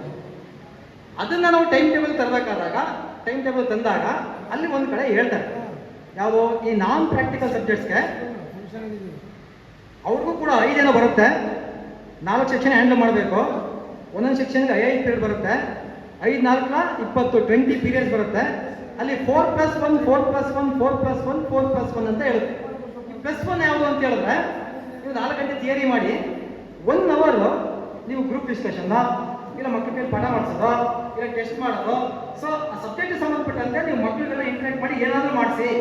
ಸೊ ಬಿಟ್ಟು ಹೋಗಿಲ್ಲ, ಅಲ್ಲಿ 1 ಪೀರಿಯಡ್ ಲಾಕ್ ಮಾಡಿದ್ದಾರೆ. ಹಂಗಾಗಿ 20 ಪೀರಿಯಡ್ಸ್ ಬಂದಿದೆ. ಮೊದಲು 16 ಪೀರಿಯಡ್ಸ್ ಇತ್ತು, ಇದು 20 ಪೀರಿಯಡ್ಸ್ ಬಂದಿದೆ. ಯಾವಾಗ ಆ ನಾನ್ ಪ್ರಾಕ್ಟಿಕಲ್ಸ್ಗೆ 20 ಪೀರಿಯಡ್ಸ್ ಬಂತು, ಮಿಕ್ಕಿದ್ದು ಸೈನ್ಸು ಕೂಡ ಜಾಸ್ತಿ ಮಾಡೋದು. 3 ಇತ್ತು, ವೀಕ್ಲಿ 3 ಅವರ್ಸ್ ಥಿಯರಿ ಇತ್ತು, 4 ಬಂತು, ಈಗ 4 ಅವರ್ಸ್ ಮಾಡ್ತಿದ್ದಾರೆ. ಸೊ ಇವರೆಲ್ಲ ಮಾಡೋದು ಮ್ಯಾಥಮೆಟಿಕ್ಸ್ ಏನು ಮಾಡೋದು, ಅವರು ಒಂದು ಕಂಪ್ಲೇಂಟ್ ರೈಸ್ ಮಾಡೋದು, ಸರ್ ನೀವು NCERT ಸಿಲೆಬಸ್ ಆಗಿಬಿಟ್ಟಿದ್ದೀರಾ, ನಮಗೆ ಪಾಠ ಮಾಡೋಕ್ಕೆ ಟೈಮ್ ಸಾಕಾಗ್ತಾ ಇಲ್ಲ, ಸಿಲೆಬಸ್ ಮುಗಿಸೋಕ್ಕಾಗ್ತಾ ಇಲ್ಲ. ಅವ್ರು ಆ್ಯಕ್ಚುಲಿ 5 ಮಾಡಿದ್ರು, ನಾನ್ ಪ್ರಾಕ್ಟಿಕಲ್ಸು ಇಂಗ್ಲೀಷ್ ಕನ್ನಡ ಥರ 5 ಪೀರಿಯಡ್ ಅಲಾಟ್ ಮಾಡಿದ್ರು, 20 ಪೀರಿಯಡ್ಸು. ಅವರೇ ಫೋರಮಿಂದ ಬಂದು ರಿಕ್ವೆಸ್ಟ್ ಕೊಟ್ಟರು, ನಮಗೆ ಟೈಮ್ ಸಾಕಾಗ್ತಾ ಇಲ್ಲ ಅಂತ. ಕೇಳಬೇಕಾ ಯಾರು ಡೈರೆಕ್ಟರ್ಗಳು, ಸಾಕಾಗ್ತಾ ಇಲ್ಲ ನೋಡಿ, ಇನ್ನೊಂದು ಪೀರಿಯಡ್ ಜಾಸ್ತಿ ಮಾಡಿ ಅಂತ ಅವರು ಆರ್ಡರ್ ಮಾಡೋದು. ಹಂಗಾಗಿ ಅದು 5 ಇದ್ದಿದ್ದು 6 ಆಯಿತು. ಈಗ ಅವ್ರಿಗೆ ಎಷ್ಟಪ್ಪ ವರ್ಕ್ಲೋಡು ಪರ್ ವೀಕ್ ಅಂತ ಹೇಳಿದ್ರೆ, ನಾಟ್ 20 24. ಯಾರಿಗೆ? ಮ್ಯಾಥಮೆಟಿಕ್ಸರಿಗೆ. ಇದೊಂದು ಗೊಂದಲ ಇದೆ. ಮ್ಯಾಥಮೆಟಿಕ್ಸರು ಈ ನಾನ್ ಪ್ರಾಕ್ಟಿಕಲ್ ಜೊತೆ ಸೇರ್ಕೊಂಡು ಇಲ್ಲ ಅವ್ರಿಗೆ ನಮ್ಮ ಥರನ 20 ಅಂತ ಒಂದು, ಬಟ್ ಆರ್ಡರ್ ಇದೆ 24 ಪೀರಿಯಡ್ಸ್ನ ಹ್ಯಾಂಡಲ್ ಮಾಡಬೇಕು. ಈ 24 ಪೀರಿಯಡ್ಸ್ನ ಹ್ಯಾಂಡಲ್ ಮಾಡಬೇಕಾದ್ರೆ ಸೆಕ್ಷನ್ಗಳನ್ನ ಹಂಚಕ್ಕಾಗಲ್ಲ. ಇಲ್ಲಿ ಮ್ಯಾಥಮೆಟಿಕ್ಸಲ್ಲಿ ಈ ಸಮಸ್ಯೆ ಎಲ್ಲ ನಮ್ಮ ಪ್ರಿನ್ಸಿಪಲ್ಗೆಲ್ಲ ಗೊತ್ತಿರುತ್ತೆ, ಸೆಕ್ಷನ್ ಹಂಚಕ್ಕಾಗಲ್ಲ. ನೀವು 2 ಸೆಕ್ಷನ್ ತಗೊಂಡ್ರೆ ವರ್ಕ್ಲೋಡ್ ಎಷ್ಟಾಗುತ್ತೆ ಲೆಕ್ಕ ಹಾಕಿ. ಸಾಮಾನ್ಯವಾಗಿ ಈ ಫಿಸಿಕ್ಸು ಕೆಮಿಸ್ಟ್ರಿಯಲ್ಲಿ 2 ಸೆಕ್ಷನ್ ಕೊಡ್ತಾರೆ, 80 ಸ್ಟ್ರೆಂತ್ ಇರುವಂಥ 2 ಸೆಕ್ಷನ್ ಕೊಡ್ತಾರೆ. ಅದೇ ನೀವು ಮ್ಯಾಥಮೆಟಿಕ್ಸ್ ಬಂದಾಗ ಅವರ ಸ್ಟ್ರೆಂತ್ ಎಷ್ಟಪ್ಪ ಕೇಳುತ್ತೆ ಅಂತ ಹೇಳಿದ್ರೆ ಡಿಪಾರ್ಟ್ಮೆಂಟು 4 ಸೆಕ್ಷನ್ ಹ್ಯಾಂಡಲ್ ಮಾಡಬೇಕು ಅಂತ ಕೇಳುತ್ತೆ. ಜಸ್ಟ್ ಲೈಕ್ ನಾನ್ ಪ್ರಾಕ್ಟಿಕಲ್ ಸಬ್ಜೆಕ್ಟ್ಸ್ ಹ್ಯಾಂಡಲ್ ಮಾಡ್ತಾರಲ್ಲ 4 ಸೆಕ್ಷನು 80 ಸ್ಟ್ರೆಂತ್ ಥರ, ಆ ಥರ ಇವರು ಕೂಡ 80 ಸ್ಟ್ರೆಂತ್ ಹ್ಯಾಂಡಲ್ ಮಾಡಬೇಕಂತ. ನೀವು ಲೆಕ್ಕ ಹಾಕೊಂಡು ಹೋಗಿ 360 ಪೀರಿಯಡ್ ಲೆಕ್ಕ ಹಾಕಿ ಬರಲ್ಲ ಸರಿಯಾಗಿ, ಅದೊಂದು ಗೊಂದಲ ಇದೆ. ಸೊ ಈ ಥರ ಎಲ್ಲ ನಮಗೆ ಈ ಟೈಮ್ ಟೇಬಲ್ಲು ಇನ್ನೊಂದು ಎಲ್ಲ ಮಾಡಿ ಬಿಟ್ಟಿದ್ದಾರೆ. ಅದ್ರ ಮಧ್ಯದಲ್ಲಿ ನಾವು ಈಗ ಮಾಡ್ಕೊಂಡು ಹೋಗ್ತಾ ಇದ್ದೀವಿ. ಆದರೂ ಎಲ್ಲೋ ಒಂದು ಕಡೆ ನಾವು ಒಬ್ರಿಗೊಬ್ರು ಸಿಂಕ್ ಆಗ್ತಾ ಇಲ್ಲ ಅಂದ್ರೇನು, ನಮ್ಮ ಸಮಸ್ಯೆ ಅವರು ಕೇಳ್ತಾ ಇಲ್ಲ, ಸಮಸ್ಯೆ ಅನ್ನೋದಕ್ಕಿಂತ ಪ್ರಾಬ್ಲಮ್ ಇದು ಸಾಲ್ವ್ ಮಾಡಿ ಅಂದ್ರೆ ಅವರು ಕೇಳೋ ಕಡೆ ಇಲ್ಲ. ಒಂದು ಕಡೆ ಎಲ್ಲ ನಾವು ಏನೋ ಹೇಳ್ತಾ ಇದ್ದೀವಿ ನೀವು ಮಾಡಿ, ನಾವು ಹೇಳ್ತಾ ಇದ್ದೀವಿ ನೀವು ಮಾಡಿ ಅಂತ ಹೇಳುತ್ತೆ. ಸೊ ಅಲ್ಟಿಮೇಟ್ ಆಗಿ ನಾವೆಲ್ಲರೂ ಕೂಡ ಇಲಾಖೆ ಏನು ಹೇಳುತ್ತೋ ಅದಕ್ಕೆ ನಾವು ಮಾಡ್ತೀವಿ ಸರ್ ಅಂತಲೇ ಹೇಳ್ಬೇಕಾಗುತ್ತೆ. ಸೊ ಇದು ದ ಕ್ವಾಂಟಮ್ ಆಫ್ ವರ್ಕ್ಲೋಡ್. ನಾವು ಸ್ಟ್ರೆಂತ್ನ ಜಾಸ್ತಿ ಮಾಡಿದ್ರೆ 80 ತನಕ ಸಮಸ್ಯೆ ಇಲ್ಲ. 80ಇಂದ ಮೇಲೆ ಹೋದಾಗ 120, 130 ಹೋದಾಗ ಏನಾಗುತ್ತೆ ಅಂತ ಹೇಳಿದ್ರೆ ಅವ್ರಿಗೆ ಬರ್ಡನ್ ಆಗುತ್ತೆ. ಸೊ ನ್ಯಾಚುರಲಿ ಅಲ್ಲಿರೋಂಥ ಪ್ರಿನ್ಸಿಪಾಲು ಒಂದು ಅಡಿಷನಲ್ ಪೋಸ್ಟ್ನ ಕೇಳ್ಕೊಳ್ತಾರೆ. ಅಡಿಷನಲ್ ಪೋಸ್ಟ್ ಬರುತ್ತೆ, ಸ್ಯಾಂಕ್ಷನ್ ಆಗುತ್ತೆ. ಅವರು ಇಲ್ಲಿ ಅಡಿಷನಲ್ ಪೋಸ್ಟಿಗೆ ಬರ್ತಾರೆ. ಸ್ಟ್ರೆಂತ್ ಬಿದ್ದು ಹೋದರೆ ಮೊದಲೇ ಇದ್ದಂಥ ಲೆಕ್ಚರರು ಎಕ್ಸಸ್ ಆಗಿ ಹೊರಗಡೆ ಹೋಗ್ತಾರೆ. ಇದು ಆಗ್ಬಾರ್ದಲ್ವಾ ಇದು?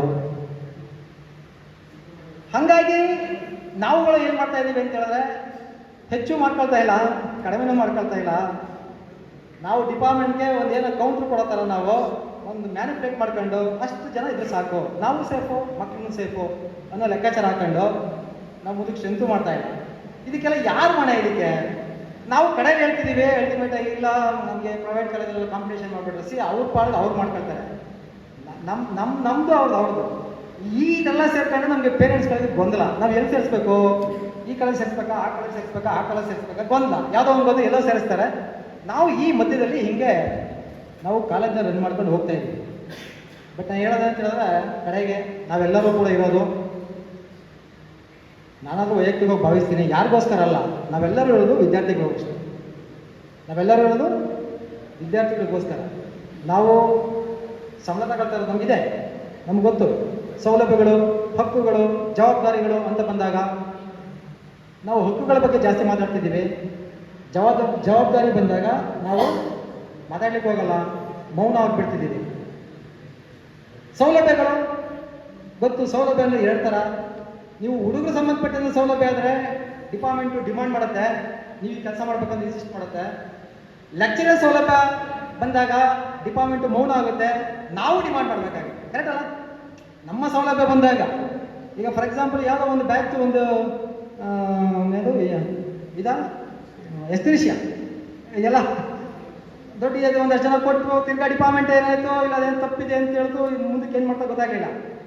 ಸೊ ಈ ಥರ ಬಂದಾಗ ನಾವು ಡಿಮಾಂಡ್ ಮಾಡಬೇಕಾಗುತ್ತೆ. ಅದೇ ಸ್ಟೂಡೆಂಟ್ಸ್ ಸಂಬಂಧಪಟ್ಟಂತಹ ಸೌಲಭ್ಯ ಬಂದಾಗ ನಿಂತ್ಕೊಳ್ಳುತ್ತೆ, ನೀವು ಇದನ್ನು ಮಾಡಲೇಬೇಕು ಅಂತ. ಕರೆಕ್ಟ್ ಅಲ್ವಾ? ಹಕ್ಕುಗಳು ಬಂದಾಗ ನಾವು ಕೇಳ್ತಿದ್ದೀವಿ, ಅದೇ ಜವಾಬ್ದಾರಿಗಳು ಬಂದಾಗ ನಾವು ಮೌನ ಆಗ್ತೀವಿ. ಅದು ಆಗದು ಬೇಡ ಅಂತ. ಈಗ ನಮಗೆ ಶ್ರೀಕಾಂತ್ ಸರ್ ಹಿರಿಯ ಪ್ರಾಧ್ಯಾಪಕರು ನೋಡಿ ಎಷ್ಟು ಎನರ್ಜೆಟಿಕ್ ಆಗಿದ್ದಾರೆ. ಇರಲಿ, ನಮ್ಗೆ ಅರ್ಥ ಆಗುತ್ತೆ. ಅವರ ಕಾಲಘಟ್ಟ ಬೇರೆ, ನನ್ನ ಕಾಲಘಟ್ಟ ಬೇರೆ, ಈಗ ಬರ್ತಾರಂಥ ಮಕ್ಕಳ ಕಾಲಘಟ್ಟ ಬೇರೆ ಇರ್ಬೋದು. ಅವಾಗ ಮೌಲ್ಯ ಮೇಲಿತ್ತು, ಟೆಕ್ನಾಲಜಿ ಕೆಳಗಿತ್ತು. ಈಗ ಟೆಕ್ನಾಲಜಿ ಎದ್ದು ಕುಣಿತಾ ಇದೆ, ಮೌಲ್ಯ ಕುಸಿದೋಗಿದೆ. ನಾವು ಈ ಸಂದರ್ಭದಲ್ಲಿ ನಮ್ಮ ಮಕ್ಕಳಿಗೆ ಏನು ಮಾಡ್ಬೋದು? ಬರೀ ಪಾಠ ಕಲಿಸ್ಬಿಟ್ರೆ ಸಾಕಾ? ಅಥವಾ ಏನೋ ಇಲಾಖೆ ಅಂದರೆ ಅಷ್ಟೇ ಮಾಡಬೇಕಾ? ನಮಗೇನು ಜವಾಬ್ದಾರಿ ಇಲ್ವಾ ಅನ್ನೋ ಪ್ರಶ್ನೆಗಳು ತುಂಬ ಬರ್ತದೆ. ಬಟ್ ನಾವು ಏನಾದರೂ ಕಡೆಗೆ ನಿಂತ್ಕೋಬೇಕಾಗಿರೋದು ಮಕ್ಕಳ ಪರವಾಗಿ. ಯಾಕೆಂದರೆ ನಾವು ಎಲ್ಲ ಬರೋದು ಗ್ರಾಮೀಣ ಪ್ರದೇಶದಿಂದ ಮಕ್ಕಳುಗಳು. ಸೊ ಈ ನಿಟ್ಟಿನಲ್ಲಿ ನಾವು ಮಕ್ಕಳಿಗೆ ನಾವು ಎಷ್ಟು ಅವ್ರಿಗೆ ಕಲಿಸ್ಬೇಕು, ಬರೀ ಪಠ್ಯ ಅಲ್ಲ, ಪಠ್ಯೇತರ ಚಟುವಟಿಕೆಗೆ ಎಷ್ಟು ನಾವು ಎನ್ಕರೇಜ್ ಮಾಡಬೇಕು. ನೋಡಿ, ಪ್ರತಿಭಾ ಪುರಸ್ಕಾರ ಅಂತ ಮಾಡಿದ್ವಿ. ಪ್ರತಿಭಾ ಪುರಸ್ಕಾರ ಬರೀ ಇವತ್ತೊಂದು ದಿವಸ ನಡೆದ್ಬಿಟ್ರೆ ಆಗಲ್ಲ, ಕ್ಲಾಸ್ನಲ್ಲಿ ಪ್ರತಿನಿತ್ಯ ನಡೀಬೇಕು. ನನ್ನ ಪ್ರಕಾರ ಪ್ರತಿಭಾ ಪುರಸ್ಕಾರ ಅಂದರೆ ಬರೀ ಅವ್ರಿಗೆ ಶಾಲಾ ಹಾಕಿ ಹಾರ ಹಾಕಿ ಏನೋ ಮೊಮೆಂಟೋ ಕೊಟ್ಟು ಕ್ಯಾಶ್ ಕೊಡೋದಲ್ಲ. ನನ್ನ ಕೇಳಿದ್ರೆ ಒಂದು ಕ್ಲಾಸಲ್ಲಿ ಒಬ್ಬ ಹುಡುಗನಿಗೆ ಒಂದು ದಿವಸ ಧೈರ್ಯ ಹೇಳ್ತೀವಲ್ಲ, ಅದು ಕೂಡ ಪುರಸ್ಕಾರನೇ. ಒಂದು ಕ್ಲಾಸ್ ರೂಮ್ನಲ್ಲಿ ಏನೋ ಮನೇಲಿ ಏನೋ ಪ್ರಾಬ್ಲಮ್ ಆಗಿ ಹುಡುಗಿ ಅಳ್ತಿರ್ತದೆ, ಕ್ಲಾಸಿಗೆ ಬಂದು ಹೊರಗಡೆ ಕರೆದು ಒಂದು ಸಾಂತ್ವನ ಹೇಳ್ತೀವಲ್ಲ, ಅದು ಕೂಡ ಪುರಸ್ಕಾರನೇ. ಒಂದು ಇಂಟೆಲಿಜೆಂಟ್ ಸ್ಟೂಡೆಂಟ್ ಅಥವಾ ಒಂದು ಮೆರಿಟ್ ಸ್ಟೂಡೆಂಟು ಒಳ್ಳೆ ಮಾರ್ಕ್ಸ್ ತಗೊಂಡು ಪಾಸ್ ಆಗಿರ್ತದೆ, ನಾವು ಇಲ್ತಾನೆ ಶಾಲಾಕ್ಕೆ ಹೋಗಿರ್ತೀವಿ, ಆಚೆಗೆ ಹೋದ್ಮೇಲೆ ಹುಡುಗಿಗೆ ಏನು ಮಾಡಬೇಕು ಅಂತ ಗೊತ್ತಾಗಲ್ಲ, ಫೈನಾನ್ಷಿಯಲ್ ಕಂಡೀಷನ್ ಚೆನ್ನಾಗಿರಲ್ಲ ಅಂತೇಳಿ ಕರೆದು ಏನೋ ಒಂದು ಸಹಕಾರ ಕೊಡ್ತೀವಲ್ಲ, ಅದು ಕೂಡ ಪುರಸ್ಕಾರನೇ. ಅವರು ನಮಗೆ ಈಗ ನೆನ್ಕೊಳ್ಳೋ ಪರವಾಗಿಲ್ಲ, ಯಾವಾಗಲೂ ಒಂದು ಕಡೆ ನೆನ್ಸ್ಕೊಳ್ತಾ, ಈಗ ಹೆಂಗೆ ಕರಿಯಪ್ಪನವ್ರು ನಾವೆಲ್ಲ ನೆನ್ಸ್ಕೊಳ್ತಾ ಇದೀವೋ, ಕರಿಯಪ್ಪನವ್ರಿಗೆ ಇಲ್ಲ. ಆದರೆ ನಾನು ಕರಿಯಪ್ಪನವ್ರು ಹೇಳಿದೆ, ನಾವೇನು ಓದಿಲ್ಲ, ಬಟ್ ನಾನು ಕೇಳಿದ್ದೀನಿ ಈ ಜಾಗದಲ್ಲಿ ಕರಿಯಪ್ಪ ಇರಲ್ಲ ಅಂದರೆ ಏನಾಗ್ತಿತ್ತು ಅಂತ ಒಂದು ಯೋಚನೆ ಮಾಡಿದ್ರೆ ಎಷ್ಟೋ ವರ್ಷ ಹಿಂದೆ ಇರ್ತಾ ಇತ್ತು ಈ ಜಾಗದಲ್ಲಿ. ಸೊ ಹಾಗಾಗಿ ಅವ್ರು ಯಾವಾಗಲೂ ನೆನ್ಸ್ಕೊಳ್ತಾರೆ, ನಾವು ಮಾಡುವಂಥ ಮಕ್ಕಳಿಗೆ ಮಾಡುವಂಥ ಯಾವುದೇ ಒಂದು ಸಹಾಯ ಆಗ್ಬೋದು, ಯಾವುದೇ ಒಂದು ಪುರಸ್ಕಾರ ಆಗ್ಬೋದು, ನಾವು ಯಾವುದೇ ಎಕ್ಸ್ಪೆಕ್ಟ್ ಮಾಡದಂತೆ ಅವ್ರಿಗೆ ಒಂದು ಹೆಲ್ಪ್ ಮಾಡಿದ್ರೆ ಅವ್ರು ಖಂಡಿತ ನಮ್ಮನ್ನು ನೆನೆಸ್ಕೊಳ್ತಾರೆ. ಸೊ ಹಾಗಾಗಿ ಆ ನಿಟ್ಟಿನಲ್ಲಿ ನಾವು ಪಾಠ ಮಾಡೋಣ. ಬಟ್ ಮುಖ್ಯವಾಗಿ ನಾವು ಪಾಠ ಮಾಡುವಂಥ ಲೆಕ್ಚರರ್ಸು ಹೊಣೆ ಬೇರೆ ಇರುತ್ತೆ, ಕಾಲೇಜಿನಲ್ಲಿ ಅಡ್ಮಿನಿಸ್ಟ್ರೇಷನ್ ಮಾಡುವಂಥ ಒಬ್ಬ ಪ್ರಿನ್ಸಿಪಾಲ್ದು ಹೊಣೆ ಬೇರೆ ಇರುತ್ತೆ, ನೇಚರ್ ಆಫ್ ವರ್ಕ್ಗೆ ಬೇರೆ ಬೇರೆ ಥರ ಇರ್ತದೆ. ಕರೆಕ್ಟ್ ಅಲ್ಲ? ಸಾಮಾನ್ಯವಾಗಿ ಐಆರ್ ಆಫೀಸರ್ಗೆ ಇಮಿಡಿಯೇಟ್ ರಿಯಾಕ್ಟ್ ಮಾಡಬೇಕಾಗಿರೋದು ಅಲ್ಲಿರುವಂಥ ಪ್ರಿನ್ಸಿಪಾಲ್. ಇತ್ತೀಚೆಗೆ ಬರುವಂಥ ಸುತ್ತೋಲೆಗಳು, ದಿನಕ್ಕೆ 4-5 ಸುತ್ತೋಲೆಗಳು ಯಾವ್ದು ಫಾಲೋ ಮಾಡಬೇಕು, ಯಾವ್ದು ಬಿಡಬೇಕು ಅನ್ನೋ ಗೊಂದಲದಲ್ಲಿ ಇರ್ತಿದೆ ಪ್ರಿನ್ಸಿಪಾಲ್ಗಳು. ಆದರೆ ಲೆಕ್ಚರರ್ಸ್ಗೆ ಅಷ್ಟು ಆ ಹೊಣೆ ಇರಲ್ಲ.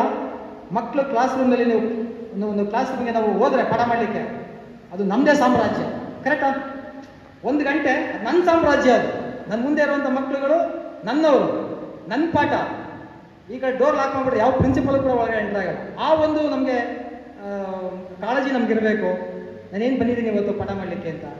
ಮುಖ್ಯವಾಗಿ ಅಕಾಡೆಮಿಕ್ ಇಯರು ಸ್ಟಾರ್ಟ್ ಆಗೋಕ್ಕೆ ಮೊದಲು ನಾವು ವ್ಯಾಲ್ಯೂಯೇಷನ್ ಎಲ್ಲ ಮುಗಿಸ್ಕೊಂಡು ರಜದಲ್ಲಿ ಆದಮೇಲೆ ನಾವೆಲ್ಲ ವಿಶ್ರಾಂತಿ ಮತ್ತು ಇನ್ನೊಂದು ಟೂರು ಮತ್ತು ಫ್ಯಾಮಿಲಿ ಜೊತೆ ಎಲ್ಲ ಅದೆಲ್ಲ ಬೇಕು.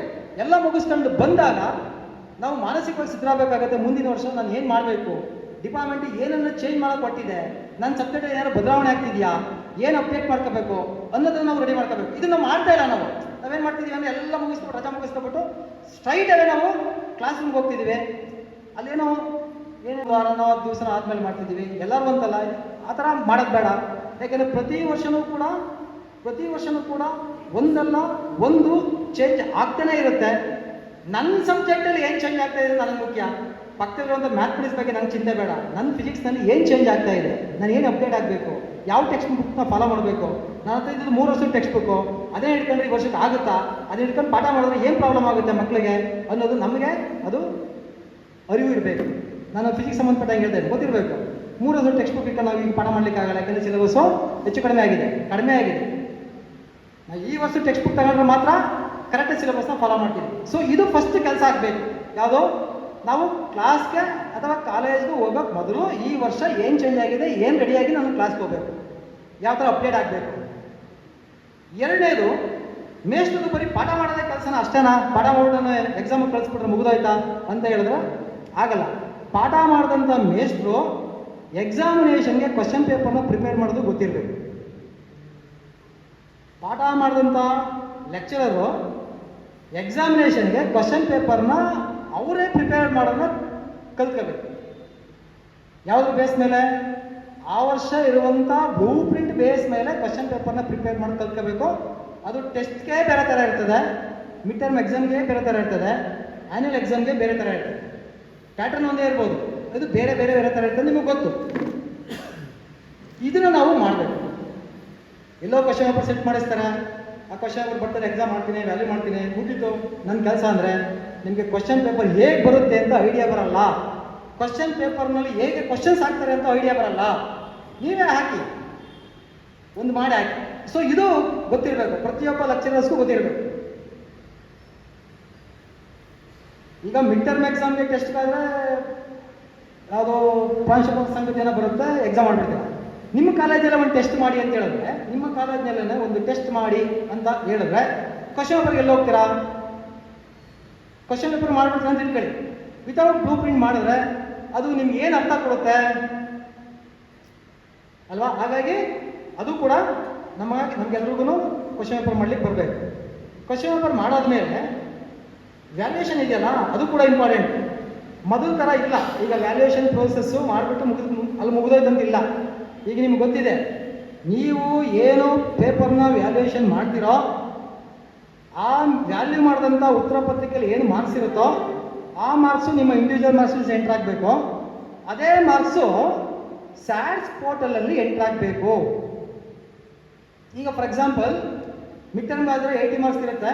ಟೆಸ್ಟ್ದು ಫಸ್ಟ್ ಟರ್ಮ್ ಟೆಸ್ಟ್ ಇದೆಯಲ್ಲ, ಫಸ್ಟ್ ಟರ್ಮ್ ಟೆಸ್ಟು ನಾವು ಎಕ್ಸಾಮ್ ಮಾಡಿದ್ದು 50% ಆಫ್ ದ ಮಾರ್ಕ್ಸ್ಗೆ ಎಕ್ಸಾಮ್ ಮಾಡಿದ್ದೀವಿ, ಅಂದರೆ 40 ಮಾರ್ಕ್ಸ್ಗೆ ಎಕ್ಸಾಮ್ ಮಾಡಿದ್ದೀವಿ. ಕರೆಕ್ಟ್ ಅಲ್ಲ? 40 ಮಾರ್ಕ್ಸ್ ಎಕ್ಸಾಮ್ ಮಾಡಿದ್ವಿ, ವ್ಯಾಲ್ಯೂ ಮಾಡಿದ್ರಿ. ಈಗ ಅದು ಸ್ಯಾಟ್ಸ್ ಪೋರ್ಟಲಲ್ಲಿ ಅವು ಸ್ಟೂಡೆಂಟ್ಸ್ ಮುಂದೆ ಅದರ್ಸ್ ಅಂತ ಓಪನ್ ಮಾಡಿದ್ರೆ ಎಂಟ್ರಿಗಾಗಿ ಅಲ್ಲಿ ಏನು ಇಂಟರ್ನಲ್ ಮಾರ್ಕ್ಸ್ ಬರಬೇಕೋ ಆಟೋಮೆಟಿಕಾಗಿ ಕ್ಯಾಲ್ಕುಲೇಟ್ ಮಾಡ್ಕೊಂಡು ಅದು ಕೌಂಟ್ ಮಾಡುತ್ತೆ. ಅದು ನಮಗೆ ಗೊತ್ತಿರುತ್ತೆ, ನಾವೇನೋ ವ್ಯಾಲ್ಯೂ ಮಾಡ್ತೀವಿ ಕೊಟ್ವಿ ಅಂತಲ್ಲ, ಅದು ಆಟೋಮೆಟಿಕಾಗಿ ಅದು ಜನ್ರೇಟ್ ಆಗುತ್ತೆ. ಬಟ್ ಹೋದ ಸಲಿಗೂ ಈ ಸಲಿಗೂ ಒಂದು ಡಿಫ್ರೆನ್ಸ್ ಇದೆ. ಫಾರ್ ಎಕ್ಸಾಂಪಲ್ ನಮಗೆ ಇಂಟರ್ನಲ್ ಮಾರ್ಕ್ಸು 7.5 ಆರ್ 7.6 ಇದ್ದಿದ್ರೆ ಅದನ್ನ ನೆಕ್ಸ್ಟ್ ಫಿಗರ್ಗೆ ರೌಂಡ್ ಆಫ್ ಮಾಡ್ತಾ ಇದ್ರು, 8 ಮಾಡ್ತಾ ಇದ್ರು. ಅಂದರೆ 7.6, 7.7, 7.8, 7.9 ಅದೆಲ್ಲವೂ 8 ಮಾಡ್ತಾ ಇದ್ರು. ಸಪೋಸ್ 7.4, 7.3, 7.1 ಬಂದಿದ್ರೆ 7ಗೆ ರೌಂಡ್ ಆಫ್ ಮಾಡ್ತಾ ಇದ್ರು ಹಿಂದಿನ ಫಿಗರ್ಗೆ.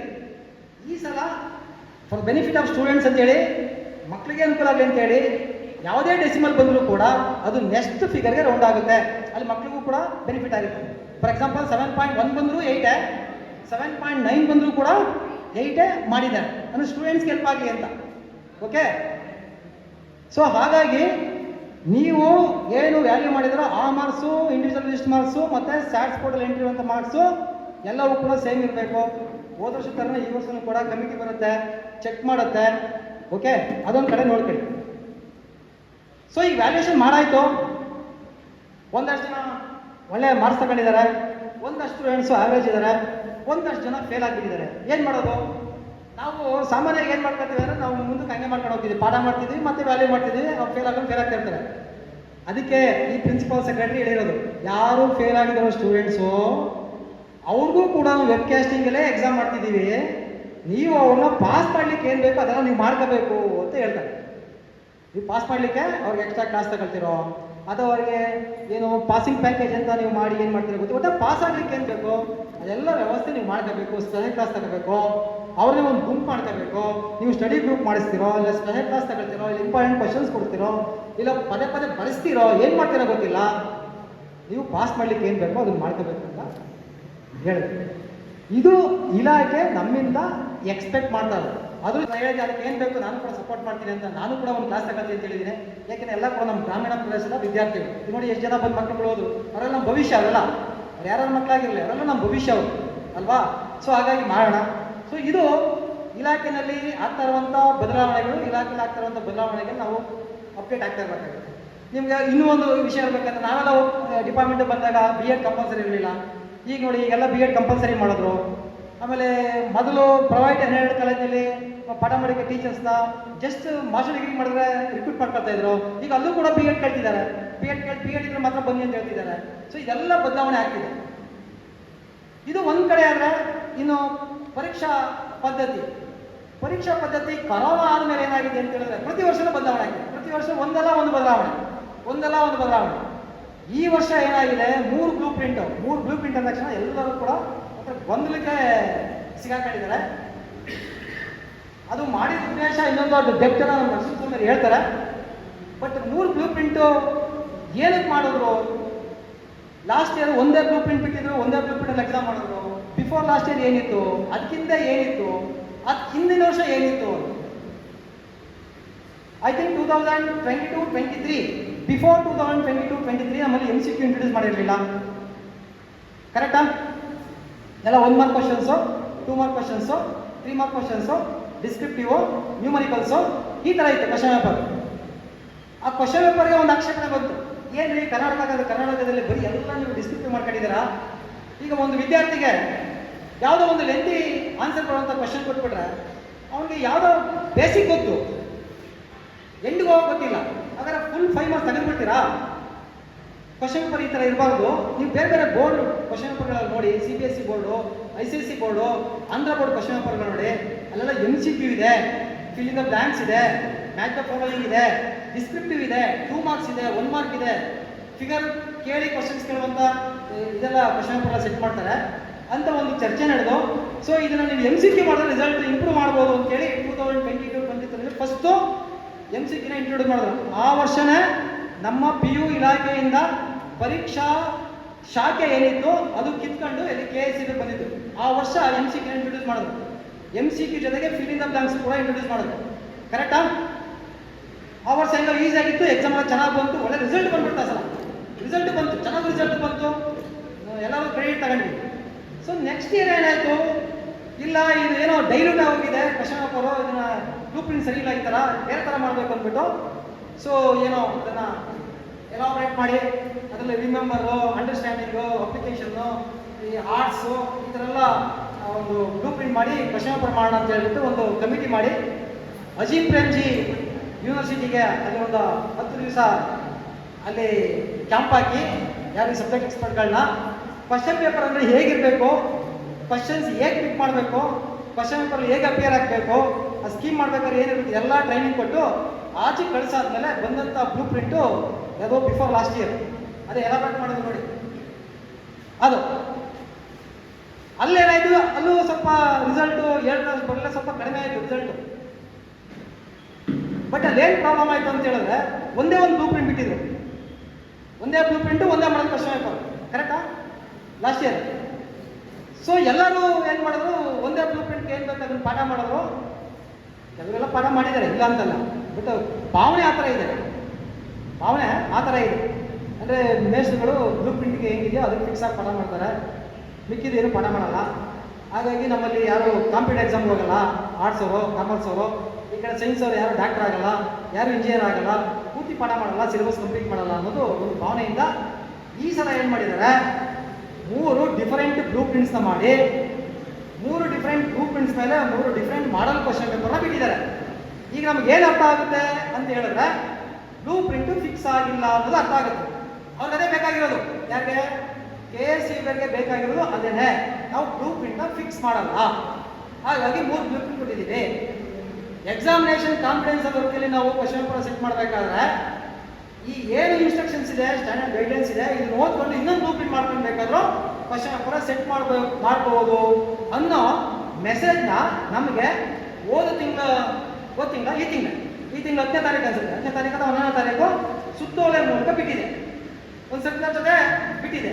ಆ ಸರ್ಕ್ಯುಲರ್ ಕೂಡ 3 ಪಾಯಿಂಟ್ನ ಹೈಲೈಟ್ ಮಾಡಿದ್ದಾರೆ, 3 ಇಂಪಾರ್ಟೆಂಟ್ ಪಾಯಿಂಟ್ಸ್. ಯಾವುದೋ ಒಂದು, 3 ಪ್ರತ್ಯೇಕ ನೀಲ ನಕ್ಷೆಗಳ ಆಧಾರದ ಮೇಲೆ 3 ಮಾದರಿ ಪ್ರಶ್ನೆ ಪತ್ರಿಕೆಗಳನ್ನು ಬಿಡಲಾಗಿದೆ. ವಾರ್ಷಿಕ ಪರೀಕ್ಷೆಗೆ ಇನ್ನೊಂದು ಪ್ರತ್ಯೇಕ ನೀಲನಕ್ಷೆಯನ್ನು ಮಾಡಿ ಕ್ವಶನ್ ಪೇಪರ್ನ ನಾವು ರೆಡಿ ಮಾಡಿಸ್ತಿದ್ದೀವಿ ಅನ್ನೋ ಒಂದು ಪಾಯಿಂಟ್ ಇದೆ. ಇನ್ನೊಂದು ಪಾಯಿಂಟ್ನಲ್ಲಿ ಟೈಮು ಕೂಡ ಕಡಿಮೆ ಮಾಡಿದ್ದಾರೆ. 3-4 ಗಂಟೆಯಿಂದ 1/4 ಗಂಟೆ ಏನು ಊರು ಬರೀತಿದ್ರು ಸ್ಟೂಡೆಂಟ್ಸು ಅದನ್ನು ಕಟ್ ಮಾಡಿದ್ದಾರೆ. ಆ 15 ನಿಮಿಷ ಓದೋಕ್ಕೆ ಅದನ್ನೇ ಇಟ್ಕೊಂಡಿದ್ದಾರೆ. ಇನ್ನೊಂದು ಪಾಯಿಂಟ್ ಇದೆ, ಇಂಪಾರ್ಟೆಂಟ್ ಪಾಯಿಂಟು. ನೀವು ಯಾವುದೇ ಕ್ವಶನ್ಸ್ನ ಸೆಟ್ ಮಾಡಬೇಕಾದ್ರೆ ನಮ್ಮದು ಏನು department prescribe syllabus text book ಇದೆಯೋ ಅಥವಾ ಪ್ರಿಸ್ಕ್ರೈಬ್ ಟೆಕ್ಸ್ಟ್ ಬುಕ್ ಇದೆಯೋ, ನೀವು ಟೆಕ್ಸ್ಟ್ ಬುಕ್ನಲ್ಲೇ ನೀವು ಕ್ವಶನ್ಸ್ನ ಫಿಟ್ ಮಾಡಬೇಕು, ಅಥವಾ ಟೆಕ್ಸ್ಟ್ ಬುಕ್ನಲ್ಲಿರುವಂಥ ಕಾನ್ಸೆಪ್ಟ್ ಬೇಸ್ ಮೇಲೆ ನೀವು ಕ್ವಶನ್ಸ್ನ ಫ್ರೇಮ್ ಮಾಡಬೇಕು, ಅದರಿಂದ ಆಚೆ ಹೋಗಬಾರ್ದು. ಇದು ಒಂದು ಪಾಯಿಂಟ್. ಅದು ಸಬ್ ಪಾಯಿಂಟ್ ಏನು ಹೇಳುತ್ತೆ ಅಂತ ಹೇಳಿದ್ರೆ, ಕೆಲವು ಸಬ್ಜೆಕ್ಟ್ಸ್ನಲ್ಲಿ ಪ್ರಶ್ನೆ ಕೋಶದಿಂದ ಪಿಕ್ ಮಾಡ್ತಾ ಇದ್ರಿ, ಅಂದರೆ ಕ್ವಶನ್ ಬ್ಯಾಂಕ್ ಅಂತ ಮಾಡಿದಾರಲ್ಲ ಅಲ್ಲಿ ಪಿಕ್ ಮಾಡಿ ಕೊಡ್ತಾ ಇದ್ರಿ. ಈ ಸಲ ಅದಕ್ಕೆ ಅವಕಾಶ ಇಲ್ಲ. ಪ್ರಶ್ನೆ ಕೋಶದಲ್ಲೂ ಇರ್ಬೋದು, ಅಥವಾ ಪ್ರಶ್ನೆ ಕೋಶದಿಂದ ಹೊರಗಡೆ ಬಂದು ಟೆಕ್ಸ್ಟ್ ಬುಕ್ ಸಿಲೆಬಸ್ನ ಅಥವಾ ಕಾನ್ಸೆಪ್ಟ್ ಬೇಸ್ ಮೇಲೆ ನೀವು ಕ್ವಶನ್ಸ್ನ ಫ್ರೇಮ್ ಮಾಡ್ಬೋದು ಅನ್ನೋದನ್ನ KSCB ಚೇರ್ಮನ್ ಸುತ್ತೋಲೆಯಲ್ಲಿ ಸರ್ಕ್ಯುಲರ್ನಲ್ಲಿ ಸ್ಪಷ್ಟವಾಗಿ ಅದನ್ನು ಹಾಕಿದ್ದಾರೆ. ಸೈಕಾಲಜಿ ಈ 3 ಸಬ್ಜೆಕ್ಟ್ಸ್ನ ಎನ್ಸೇಜ್ ಆಗುತ್ತೆ. ಬಟ್ ಇಲ್ಲಿ ನಮಗೆ ಬ್ಲೂ ಪ್ರಿಂಟ್ ಮತ್ತು ಮಾಡಲ್ ಕ್ವಶನ್ ಪೇಪರ್ ಸಂಬಂಧ ಬಂದಾಗ ಹೆಂಗಾಗ್ತಾ ಇದೆ ಅಂತ ಹೇಳಿದ್ರೆ, ಸೆಕೆಂಡ್ PUC ಚೇಂಜ್ ಮಾಡಿದ್ದಾರೆ. ಈಗ ನಾವು ವಾಪಸ್ ಹೋಗ್ತಾ ಇದ್ದೀವಿ. ಹಾಗಾಗಿ first year question paper mid term ಎಕ್ಸಾಮ್ಗೆ ಲಾಸ್ಟ್ ಇಯರ್ ಏನಿತ್ತೋ ಅದು ಇರಲ್ಲ, ಲಾಸ್ಟ್ ಇಯರ್ ಪ್ಯಾಟರ್ನ್ ಅಲ್ಲಿ ಇರಲ್ಲ. ಸೆಕೆಂಡ್ PUC ಬ್ಲೂ ಪ್ರಿಂಟ್ ಏನು ಪ್ಯಾಟರ್ನ್ ಇದೆಯೋ ಅದೇ ಪ್ಯಾಟರ್ನ್ ಅಲ್ಲಿ ಫಸ್ಟ್ PUC ಬ್ಲೂ ಪ್ರಿಂಟ್ ಮತ್ತೆ ಮಾಡಲ್ ಕ್ವಶನ್ ಪೇಪರ್ ಇರುತ್ತೆ. ಇದು ನಿಮಗೆ ಮಾಹಿತಿ ಹೋದ್ರೆ ನೀವು ಮಕ್ಕಳಿಗೆ ಹೇಳಕ್ಕೆ ಸಾಧ್ಯ. ಯಾಕಂದ್ರೆ ನಮ್ಮ ಹತ್ರ ಈಗ ಅಫಿಷಿಯಲ್ ಆಗಿ ಅವೈಲಬಿಲಿಟಿ ಇಲ್ಲ. ರೆಡಿ ಆಗ್ತದೆ, ನಾಳೆ ಬೇಕಾಗಿರ್ಬೋದು, ನಾಳೆ ಬೇಕಾಗಿರ್ಬೋದು ಸರ್ಕ್ಯುಲರ್ನ. ಬಟ್ ಕ್ವಶನ್ ಪೇಪರ್ ವರ್ಕ್ಶಾಪು ಈಗಾಗಲೇ ಇಮಿಡಿಯೇಟ್ ಸ್ಟಾರ್ಟ್ ಆಗುತ್ತೆ. ಅಲ್ಲಿ ಬಂದಾಗ ನಾವು ಮತ್ತೆ ಅವ್ರಿಗೆ ಇನ್ಸ್ಟ್ರಕ್ಷನ್ಸ್ ಕೊಡ್ತಿದ್ದೀವಿ. ಕೊಟ್ಟಿದ್ದೀವಿ. ಹಾಗಾಗಿ ಕ್ವಶನ್ ಪೇಪರು ಆ ಬೇಸ್ ಮೇಲೆ ಆಗೋದ್ರಿಂದ ನೀವು ಸ್ಟೂಡೆಂಟ್ಸ್ಗೆ, ನಿಮ್ಮ ಸ್ಟೂಡೆಂಟ್ಸ್ಗೆ ಕಾಲೇಜ್ಗೆ ಹೋಗಿ ನೀವು ಮಕ್ಕಳುಗಳಿಗೆ ಹೇಳ್ಬೇಕಾಗುತ್ತೆ. ಫಾರ್ ಎಕ್ಸಾಂಪಲ್ ಇಂಗ್ಲೀಷ್ನಲ್ಲಿ, ಇಂಗ್ಲೀಷ್ ಎಷ್ಟು ಜನ ಇದ್ದೀರಾ? English teachers? ಎಸ್, ಇಂಗ್ಲೀಷಲ್ಲಿ ತುಂಬ ಚೇಂಜ್ ಆಗಿದೆ ಅಂತ ನೀವೇನಾದ್ರು ಲಾಸ್ಟ್ ಇಯರ್ ಪ್ಯಾಟರ್ನ್ ಏನಾದ್ರು ಪ್ರಿಪೇರ್ ಮಾಡಿ ಎಕ್ಸಾಮ್ ಕಳಿಸಿದ್ರೆ ತುಂಬ ಹೊಡ್ತಾ ಬೀಳುತ್ತೆ. ಸ್ವಲ್ಪ ಅವ್ರಿಗೆ ಮಾಹಿತಿ ಕೊಡಿ. ಬಟ್ ಒಂದು ಅಬ್ಜೆಕ್ಷನ್ ಇದೆ, ನನ್ನ ಸೈಡ್ ಒಂದು ಅಬ್ಜೆಕ್ಷನ್ ಇದೆ. ಇದೇ ಕೆಲಸನ ಜೂನ್ ಬಿಗಿನಿಂಗ್ ಬಿಡಬಹುದಾಗಿತ್ತಲ್ಲ, ನಾವೆಲ್ಲ ಮೇಸ್ಟ್ರುಗಳು ರೆಡಿ ಆಗ್ತಿದ್ವಿ, ನಾವು ಕರೆಕ್ಟಾಗಿ ಪಾಠ ಮಾಡ್ತಿದ್ವಿ, ಕರೆಕ್ಟಾಗಿ ಅದನ್ನ ಫಾಲೋ ಮಾಡ್ಕೊಂಡು ಪಾಠ ಮಾಡ್ತಿದ್ವಿ ಅಂತ. ಬಟ್ ಏನು ಮಾಡ್ಲಿಕ್ಕಾಗಲ್ಲ. Last year